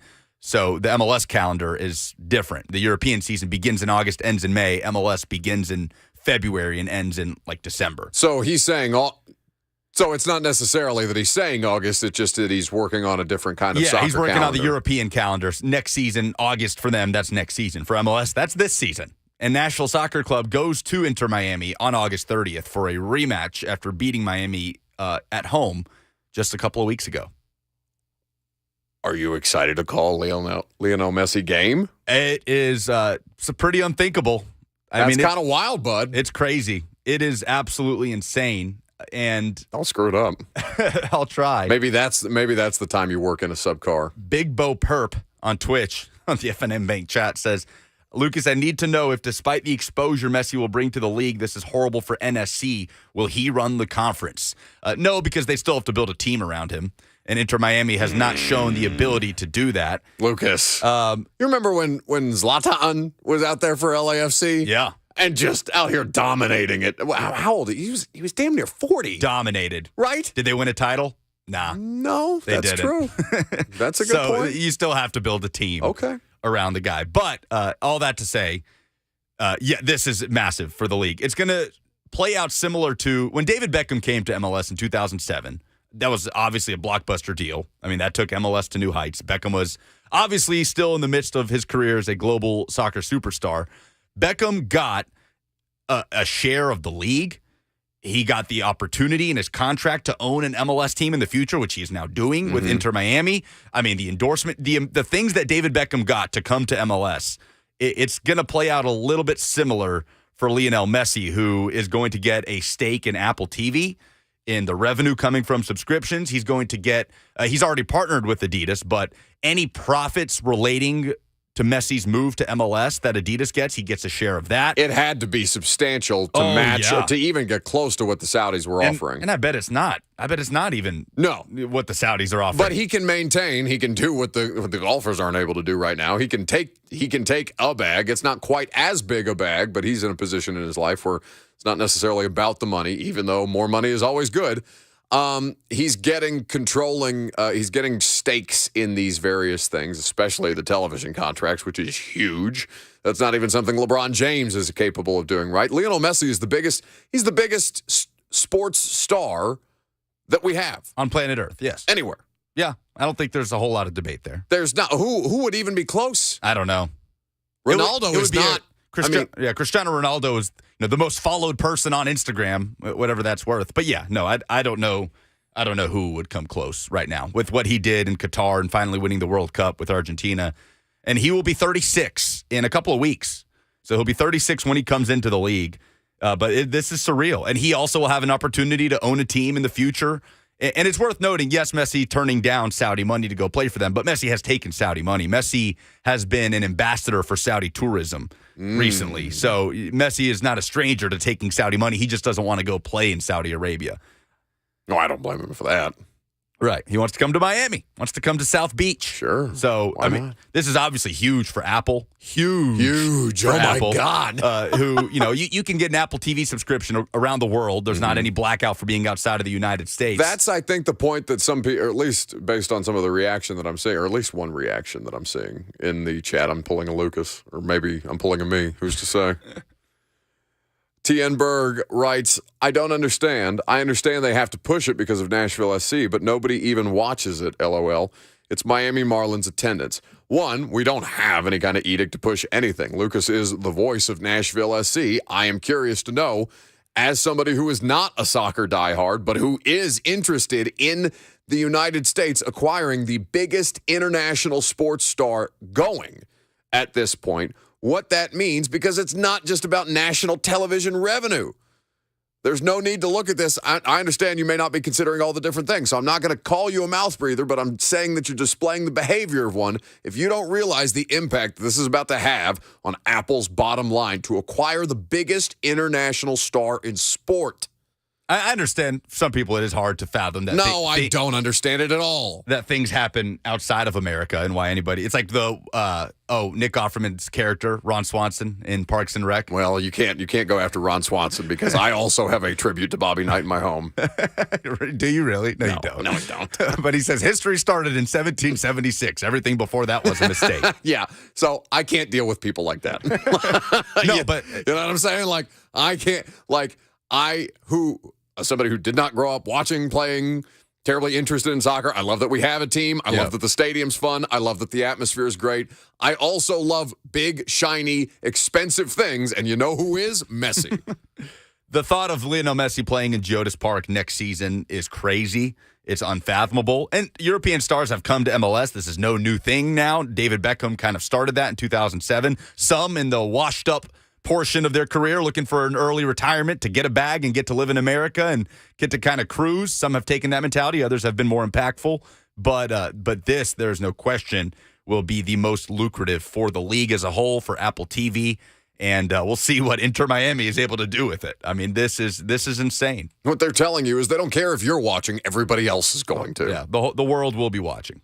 Yeah, and that money counts the same. Yeah. 615-737-1045 is the number. Oh, my God, it's already the noon hour. Today went fast. It's because we were doing all kinds of wrestling, performative skits. We've got Chig. We've got Barry Trotz. Things are moving too quickly for me, and I already have a short attention span.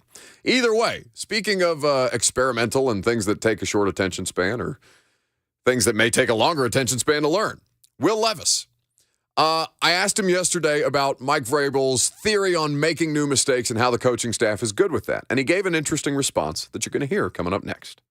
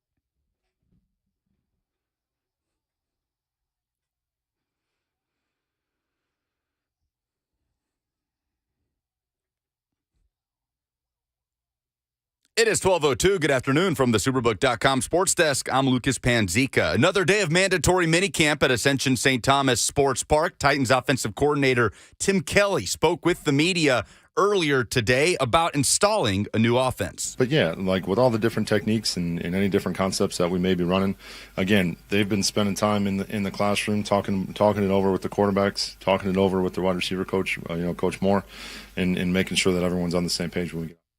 Select Titans players and head coach Mike Vrabel will meet with the media in the 2 p.m. hour. You can hear all of that live on Blaine and Mickey. Massive news in international soccer as Lionel Messi is headed to MLS. Multiple reports now stating that Messi will join Inter Miami, part of the Eastern Conference, which they share, of course, with Nashville Soccer Club later on this summer. Nashville SC will take on Miami on the road August 30th, the Boys and Gold's next matchup this weekend in Toronto. For all your foundation repair and waterproofing needs, visit USSTN.com. Breaking news at once on your home for the Titans and Vols. This is 104.5 The Zone.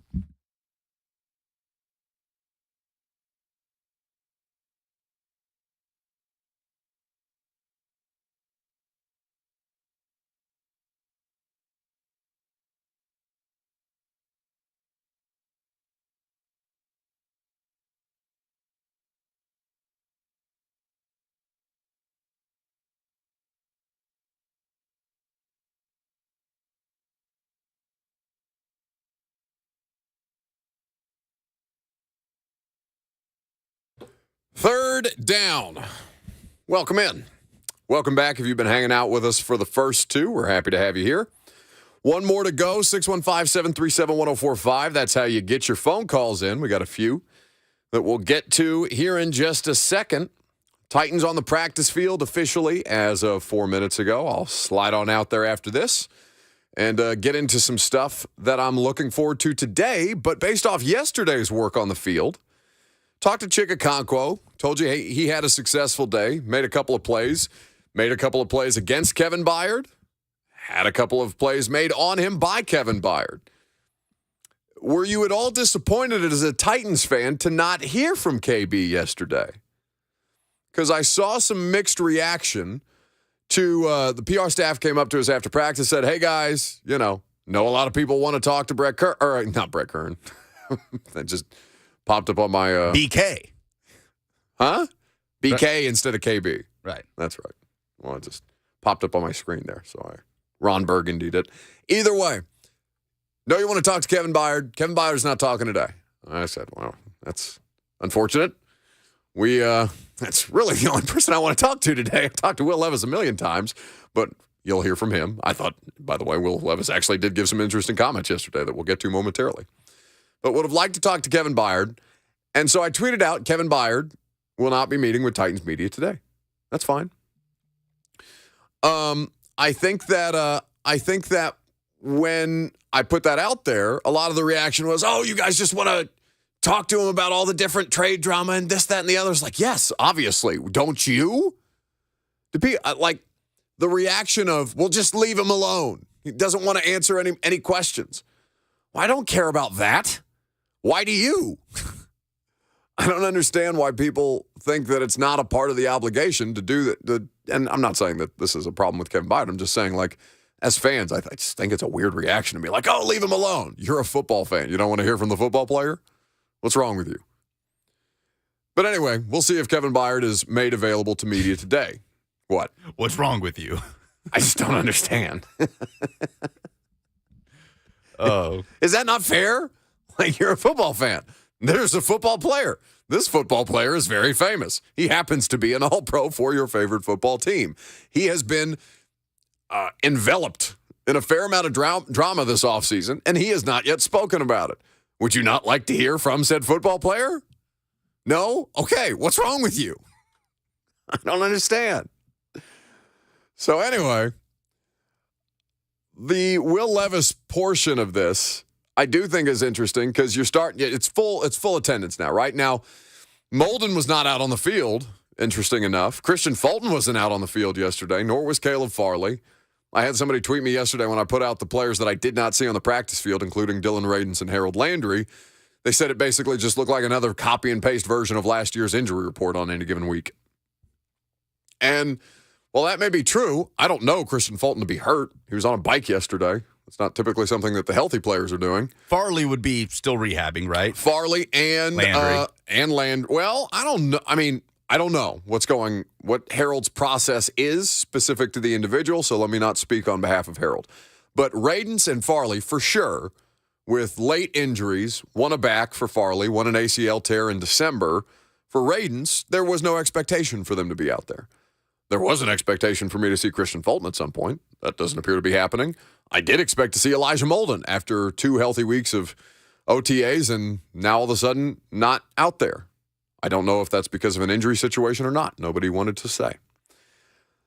But what I want to see is these 2 quarterbacks, Willis and Levis, working against the best version of the Titans secondary humanly possible, and you do get to see a degree of that when Kevin Byard's out there. But I wanted to ask Will Levis yesterday about something Mike Vrabel told us last week. The idea that new mistakes are something that they are happy to see in practice is something that the head coach said. So I asked Will Levis about it yesterday. This was his response. We were talking to Vrabel last week about the idea of it being okay to make new mistakes for you guys, no matter how long you've been here or any of that. How's that been to kind of work through for you? Yeah, it's good to hear that, because, I mean, like, you always want to make the right play. You don't want to make the wrong decision and try to force the ball when we don't need to. But, I mean, these are the times to make those mistakes. When it's week 1, obviously it's not. But, I mean, now it's the time to experiment. It's time to take some shots and to not be, reckless, but to, be a little experimental. So, I mean, it's being my first year in the league, like, I got to do that to get the feel of, the right way to play the position. So that experimental word is the thing that caught most people's attention, but I think that's kind of what you're looking for at this particular time. It's okay to be experimental in OTAs and mandatory minicamp. These things don't count for anything, and if your head coach is giving you the green light, yeah, go ahead and make some new mistakes. Correct the ones that you've made. Don't make them again, but we're fine with seeing you make new mistakes. And we'll see how the week goes. I told you this is going to be the first full week that we as media have had the opportunity to watch any of these guys to determine how they've done over the course of a week of work instead of just seeing 1 day out of 3. Will Levis looked fine yesterday. Looked comfortable, looked confident, moving the ball effectively. And they're splitting reps with him and Malik right now with the 2s. So Lucas asked me yesterday, is there anything that Will Levis can do to secure outright the backup quarterback job before training camp starts? I said no. No, not really, I don't think, provided, God forbid, injury. But for Will Levis, he seems to have taken well to that approach, and he seems to be comfortable with that experimental portion of it as long as the coaching staff is saying, okay, you can experiment, but make sure you don't make the same mistake twice. First day of rookie minicamp that we're out there, right? Mike Vrabel ends practice 10 minutes early because Will Levis throws a laser where only all 6'7" of Josh Wiley, the new rookie tight end, can go get it. And Vrabel says, yes, completion good, play was successful. Those are things you like to see. But also, he doesn't need to throw it into a team meeting because there's defensive backs all over the place. And just because the tryout guys couldn't stop Josh Wiley doesn't mean that Amani Hooker and Kevin Byard can't. Those are the kind of mistakes that you want any of these guys to make, whether it's Levis, Spears, Skoronski. I also talked to Andre Dillard yesterday about working next to Peter Skoronski. And, understandably, he was very complimentary. He wasn't going to say anything negative about how the rookie has been performing, but continues to emphasize how technical of a player Peter Skoronski is for this early in his career. And he continues to work inside. Dillard continues to be the left tackle when they're running the ones out there on a regular basis. That seems to be, until such time as they put on the pads and they determine otherwise if they feel the need. That seems to be the trajectory that offensive line is on right now. Now, I think that, for the secondary, that Christian Fulton thing is, when am I allowed to be concerned about Christian Fulton? Like being completely reasonable. When is it in a contract year okay for me to be concerned with the fact that wasn't out on the field in OTAs? Okay, that's fine, whatever. Spends his time missing the first OTAs working with a coach and a trainer who is focused specifically on improving the durability of professional athletes, and that's great. That's what Mike Vrabel mentioned at the end of the year. Good on Christian Fulton. But that when Christian Fulton shows up for the mandatory stuff, he's not out there on the field. He's on a bike. I don't want to be unfair. Like, I don't know that he's hurt, but if he's healthy, why wouldn't he be out there? And we're obviously not allowed to talk to the players who are not participating in practice on that particular day, so there's no question, no answers being revealed there. I just don't want to be unfair to the dude, but it's also like I told you, week one when he wasn't there, I was disappointed. I want to see him try and establish himself as the top cornerback for this team because that job is, and that title is still very, very much open. But the defense or the defensive backs continue to have good days, even though the shuffling pieces and parts out there have varied through the weeks of OTAs and now into minicamp. And typically this time of year favors the offense. You see Traylon Burks, you see Chig Okonkwo winning one-on-ones and in 11-on-11 from time to time, but the defense has really continued to show out that way. That's something that's not insignificant when we're talking about this Titans passing game. And I know we're going to get into that beyond wide receivers, which sounds like a ridiculous thing to say, but that's kind of the conversation that we're having. We're going to do that here in a second, but first we'll get some phone calls. How about Clark in Murfreesboro next? Hey, Clark. It's Mark, actually. Damn it, Lucas. What are you giggling about back there? That's not funny. It's Clark. Get the man's name right. Hello, Mark. Hey, guys. Great show. Even better host. But I just want to ask about Colton Dowd. How much pressure do you guys think that he's under this year? And what would be, I guess, an expectation in yards and catches for him? Clark, let me ask you this quickly. Mark. Damn it, Mark. Mark, let me ask you this quickly. Pressure from who? Pressure from himself, because there's a lot of people, even, you guys are audio during the breaks, say how, we didn't draft a wide receiver or we didn't until the last round. Mm-hmm. So how much pressure do you think he has, on that? Okay, I appreciate the call, Mark. Get it right, man. You are just the worst. All right. We'll get into Colton Dowd, and we'll talk about why this Titans passing game should not be as concerning as you think it is coming up next.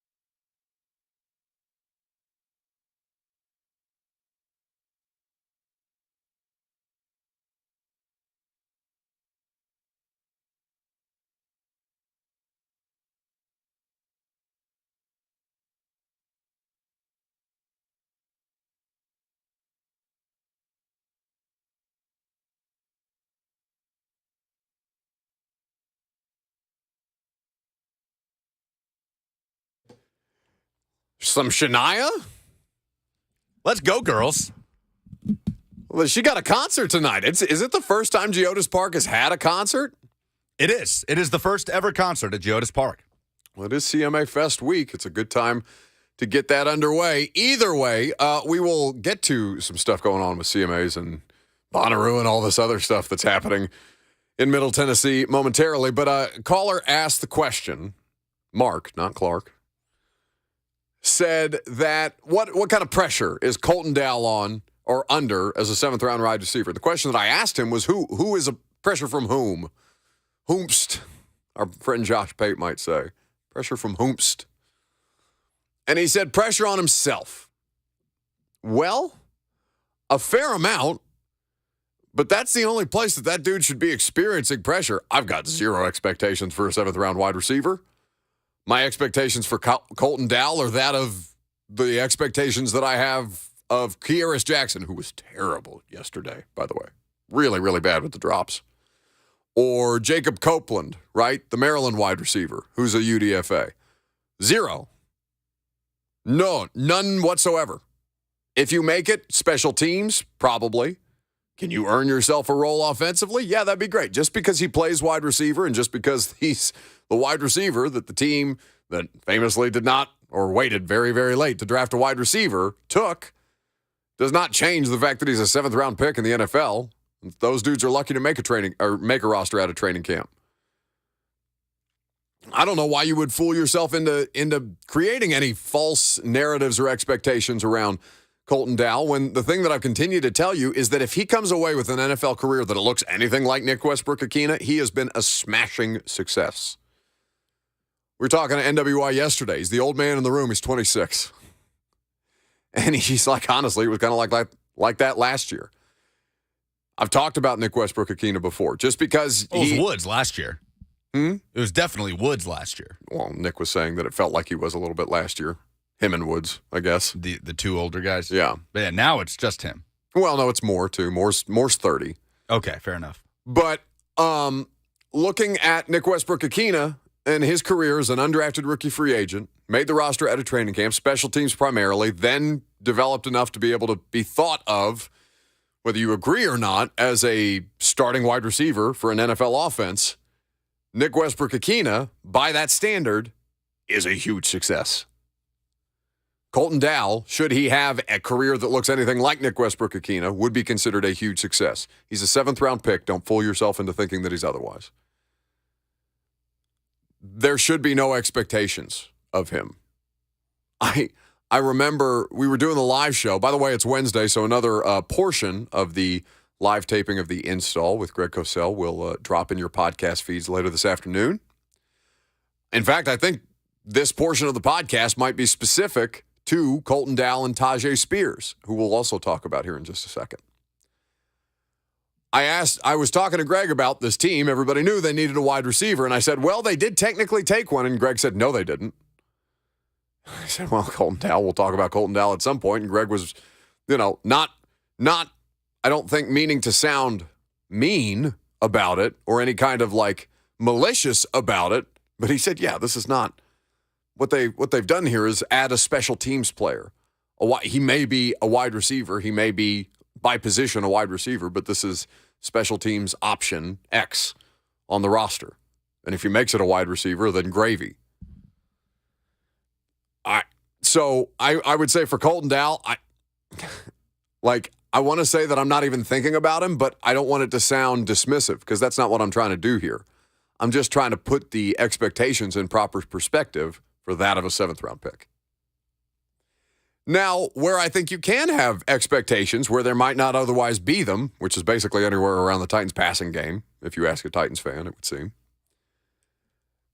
What they have in the tight end group and in Tajay Spears. Now, Tajay Spears not necessarily thought of as the Dontrell Hilliard replacement, but more and more it seems like they're going to find ways to use him as the complementary piece behind Derrick Henry. Whether that's exactly like Dontrell Hilliard was or not remains to be seen. But what they've been getting a lot of questions about lately is how often they are implementing motion in their offense, how little they were doing that under Todd Downing, and how much harder that makes the life of the defense. Aziz Al-Shair was asked about this yesterday, specific to the running backs, how often you're seeing pre-snap motion to try and tell the quarterback as much pre-snap as humanly possible. And this was Aziz Al-Shair yesterday. No, yeah, it's definitely a lot going on. And, I think he's a really good route runner. That's why, part of why we bring him in here. And, we've been going at it. I've been messing with him since the first day that we've been going against each other. And I think he's going to be a really good player. He's got to keep working, take it one day at a time. And, that's why we all here. We're just working. How are you messing with him? Mostly talking to him? Just talking crap. He might be guarding him or something, and he don't catch the ball. I just whisper in his ear, say something stupid, or we in the locker room, I'm messing with him all the time. So it's all love, though.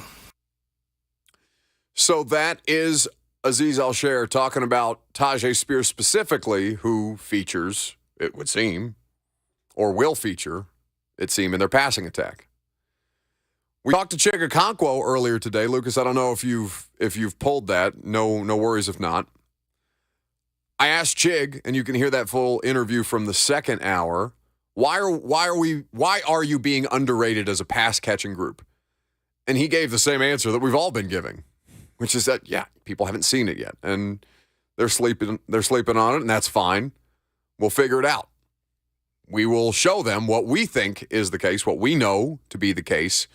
Speaking for Chig internally, which is that this pass catching group, not just the wide receivers specifically, but the wide receivers, the tight ends, and in this case, the running backs, are all capable of contributing to the passing game, and maybe not the way that you want it to be, but they think they've got more than we think they've got. Now, a lot of this discussion has been around the new offense, right? And Mike Vrabel was talking about specifically the running backs and the amount of motion being used in the offense so far that we've seen, being able to be out there for mandatory minicamp and OTAs. This is what Mike Vrabel had to say specifically as it relates to Spears. Well, I think you're just trying to figure out what's best for you and what you can add and what's too much. I think, but, Tyjae has, worked hard to learn multiple spots, to learn, different places where Tim and, the offense, has him lined up. And, things just happen quicker when you're an 11-on-11 and, getting into the routes quicker whenever he's out of the backfield or lined up. And I think those things are some with younger players, how quickly the ball has to come out and how quickly you have to become available just because of the pass rush and the time that you have to throw the football. Your vision having some degree more of that stuff just by I think it was always, let's push the envelope and let's see, what we can do. Let's see what else we can do. Knowing that probably all of it won't stick or all of it won't apply each and every week, but it's given our defense a good opportunity to see some different schemes. I'm pretty sure we'll be able to run, 18 and 19 stretch and cut. But I think that trying to just figure out what else we can add and what else that we can get good at and who can help us at different positions and different personnel groups. Last year, 18 and 19 stretch and cut, for what it's worth, is, of course, the Derrick Henry run plays. So does that make you feel any better about what your collective group of skill position players is? And it's not like it's an entirely new element to the offense. No, not necessarily. Can we remind people who led the Titans in receiving touchdowns last year? Was it Dontrell? With 4. Who had Robert Woods was 2 leading receivers. Dontrell Hilliard had 4 touchdown catches. Nick Westbrook-Akina and Chig Okonkwo had 3. Oh, did Woods NWI have 3? Okay. Yes. So 2 of their 3 leaders in touchdown catches last year were a running back and a tight end. Hilliard, yes, but that's what you want to get away. At least that's what the audience seems to want to get away from. Sure. And also, those are terrible scoring outputs for any offense. But Hilliard was as much as they've gotten, right, as that complimentary running back, that change of pace back to Derrick Henry. They've been looking for that for years, right? Yeah. It's been Deion Lewis. It's been Darrington Evans. It's been, I don't think Khalfani Muhammad was the same draft as Derrick, but it was right around there. It may have been the year after. Yeah, I'm talking about post-Derrick Henry establishing himself as what he is. Like, Deion Lewis wasn't brought in to be... I suppose he was. But Deion Lewis was supposed to be the complementary piece to Derrick. He ended up having to be a little more of a centerpiece at times. Yes, and that was as much, I think, that was as much on Derrick as it was on anybody because it took Derrick a minute to figure it out. And also it took Arthur Smith the first half of the Carolina game to say, okay, enough of the Deion Lewis. Enough of this. what they appear to be aspiring to offensively, I think whether they have the personnel to do it or not remains to be seen. Right now, they are definitely doing things differently.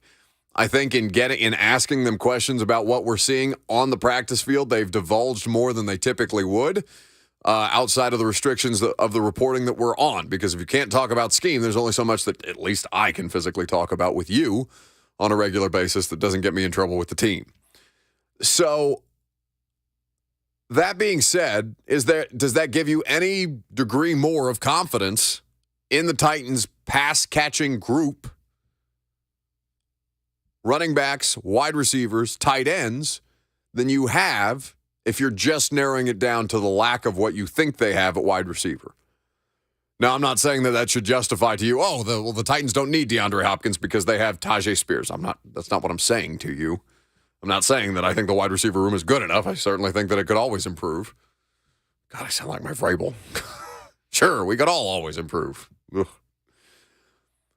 But I do think when they're citing all the reasons why they might think they're better than we're giving them credit for, I think the first thing that the coaching staff in an honest moment would point to is our tight ends are going to be as much, if not more, a focal point of what we're going to do in the passing game. And our wide receivers are going to be utilized to a degree, but we're not every other NFL offense right now. In fact, some of the most successful NFL offenses utilize tight ends as much as they utilize wide receivers. I've heard many people talk about how tight end heavy the Chiefs' offense, the most efficient version of Patrick Mahomes running the Chiefs' offense, was out of 12 and 13 personnel, 2 and 3 tight end sets. Ravens have always done this in years when they've had less at the wide receiver position than they've had at the tight end position, right?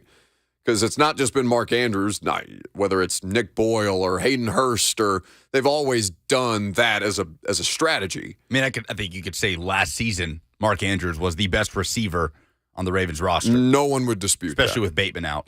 And no one would dispute that Travis Kelce is the best receiver on the Chiefs. No, not even close, yeah. So while I'm not saying that a lack of urgency around the wide receiver position from this franchise is justifiable, I am saying, and they're saying, that there are more ways to win than you're giving them credit for. It's incumbent upon them to prove themselves right and the rest of us wrong. 615-737-1045 is how you weigh in. Jay says we need a weapon on offense. Hopkins is the missing piece.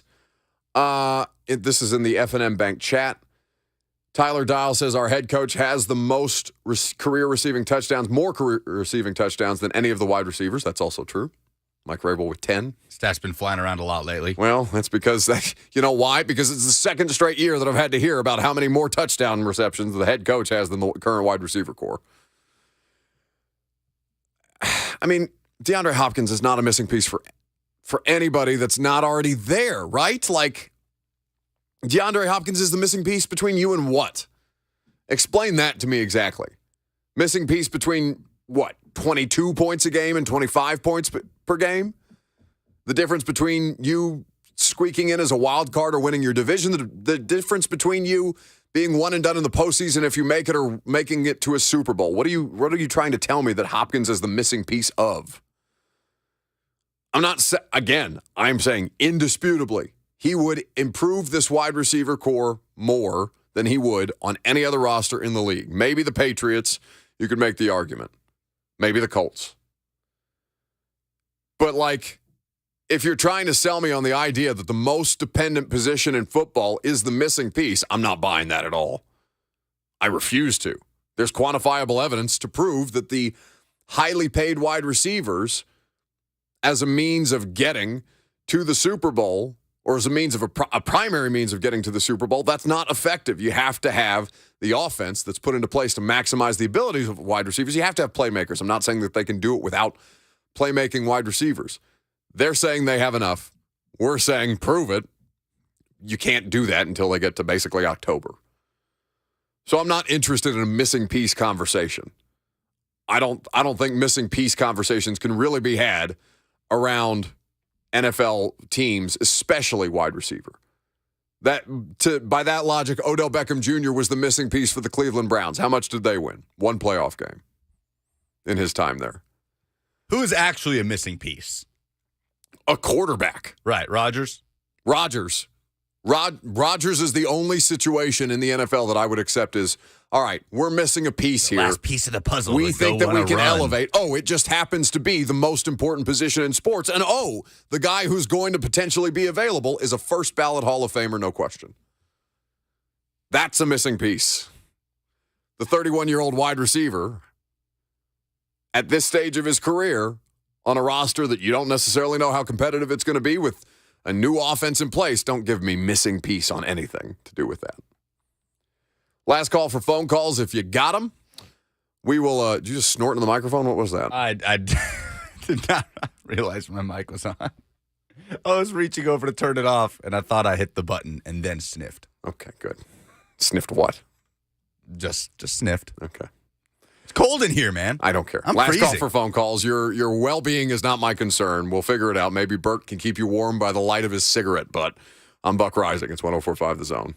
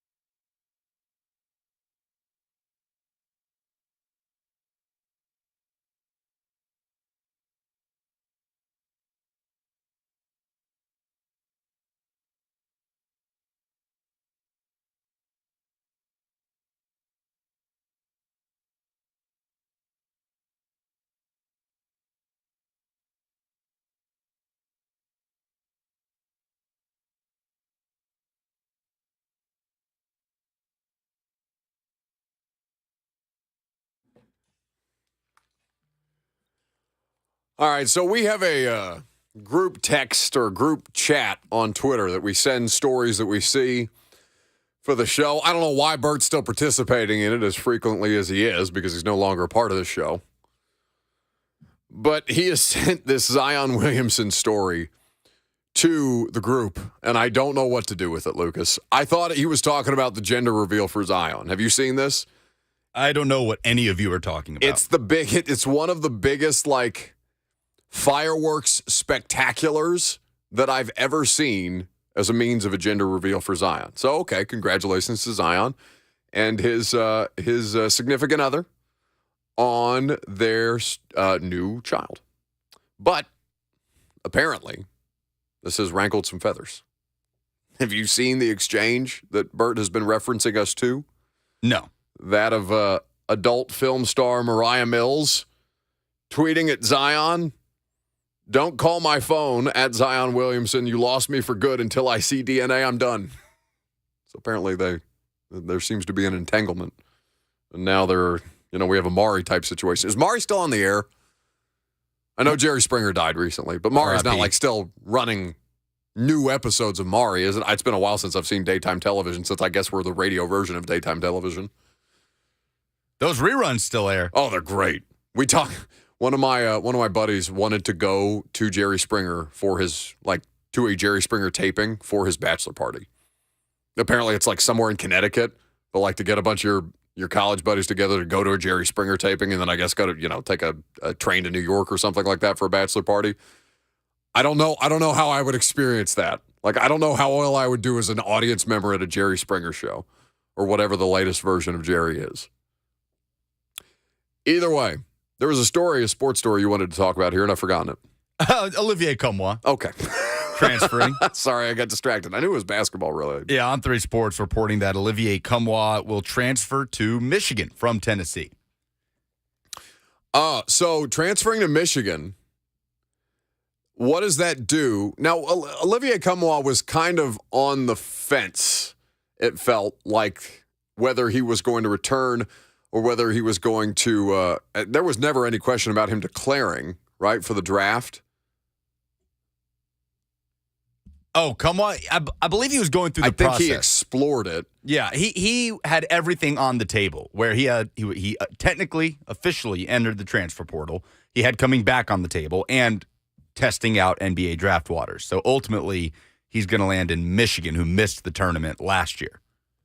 Well, and the results there for Michigan have been pretty up and down, given what they've been working on. So, you lose the length, you lose the rebounding in particular that he brought, and obviously his reliability, though, as you look like you're in as good a depth position as you've been in the Rick Barnes era, losing Olivier Okonkwo doesn't necessarily feel like the biggest hit that you would take. I don't feel like I can rely on him night to night, right? You'll have the Duke performance, you'll have the Texas performance, and then the rest of the season is what?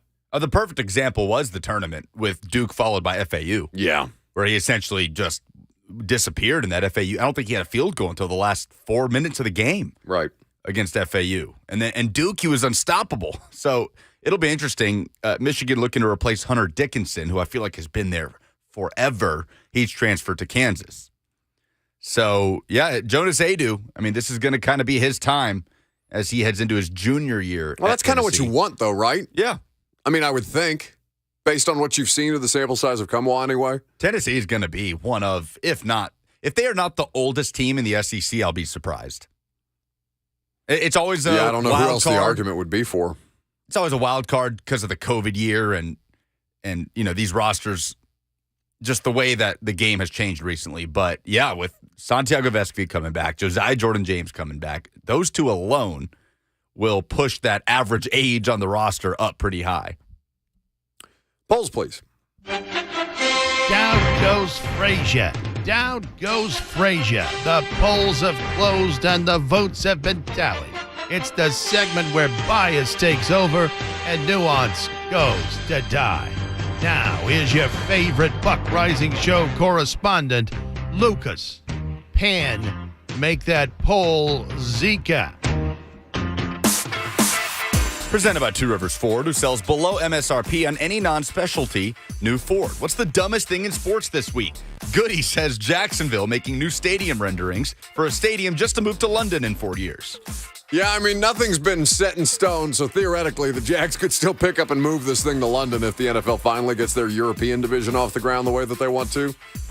But, I mean, did you look through the renderings? Was there anything that appealed to you one way or the other? No. Yeah. It looked nice. I mean, it looks fine. I saw some people complaining, why are the Jags getting that stadium and the new Titan Stadium looks like the outside of a Whole Foods? Oh, come on. That was a complaint I saw. What do you mean? Oh, that's hilarious. The Whole Foods thing does get me, though. It does look like a Whole Foods, the renderings. It makes me laugh. Jamie says it's Mike Florio's quest to turn college amateur sports into professional three-party unionized sports full of agents, lawyers, and accountants by claiming Saban is scared of competition. Well, and listen, Mike Florio probably knows more about the world of college football than I'm giving him credit for, or that his opinion on this Nick Saban situation would indicate. But it's just like one of those things. I mean, Lucas said, stay in your lane, almost threatening Mike Florio on the air. Stay in your lane. It was just, I hate when people say that, but it was just so idiotic. It was like, if you're going to venture into the college football world, got to have something better than Nick Saban is afraid he can't recruit. It felt out of touch. Yes. With the actual goings-on of that world, right? Which is the thing that I think most people fear. And listen, it's going to happen to all of us. I'm going to find myself in a hockey conversation one day where you can tell I'm completely out of my depth and I'm still going to have a strong opinion, right? But I think that Mike Florio in the world of NFL to college football, especially when you're going to Nick Saban with that big of a platform, you got to know what you're talking about. You got to come correct with your argument, and it was just a flawed argument from the jump. What are your year 2 expectations for Chig Okonkwo? Mahogany says to have the second most targets on the team. Derek says to become a top 10 tight end in the league. I think that he's going to be. I mean, somebody asked me in the chat, if Traylon Burks, God forbid, gets a concussion again, who's the Titans wide receiver 1? And I'd say Chig. I'd say Chig is going to be just as much, if not more, a part of the offense as what you expect from the wide receiver group this year. Whether you like that, whether you don't, I don't know.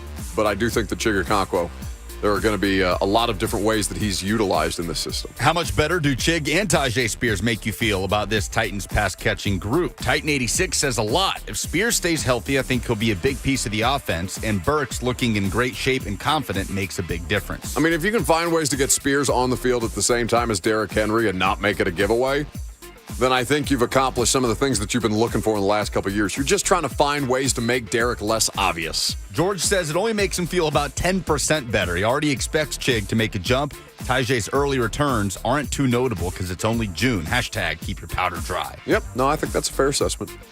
And what is your confidence level in Barry Trotz as the Preds general manager? 70% are saying wait and see. 25% say sky-high confidence. 5% say it's low. I'll take the wait and see approach. I know he's been around personnel. I know that Nashville has more picks than anybody in this upcoming NHL draft that is here in Nashville, being hosted by the Predators at the end of the month. So I think that will be something to keep an eye on. He's got the flexibility. He's got the ammunition. And you heard his comments earlier today. If you missed them, you can go check out that full interview in the podcast. But he's saying, I can find third or fourth line players anywhere. The scouts are tasked with going out and getting me guys who are going to get the fans out of their seats. They need points. They need scoring. They need power play efficiency, things that this franchise has lacked in the last couple of years. They need dudes. Dudes! Those are the polls. Okay, very good. That's the show. If you want more of Bert and I, primetime tonight, we'll be talking about what I saw at OTAs this afternoon. I'm on my way out to OTAs now, as a matter of fact. And in the meantime, Blaine and Mickey will keep you entertained. See you guys.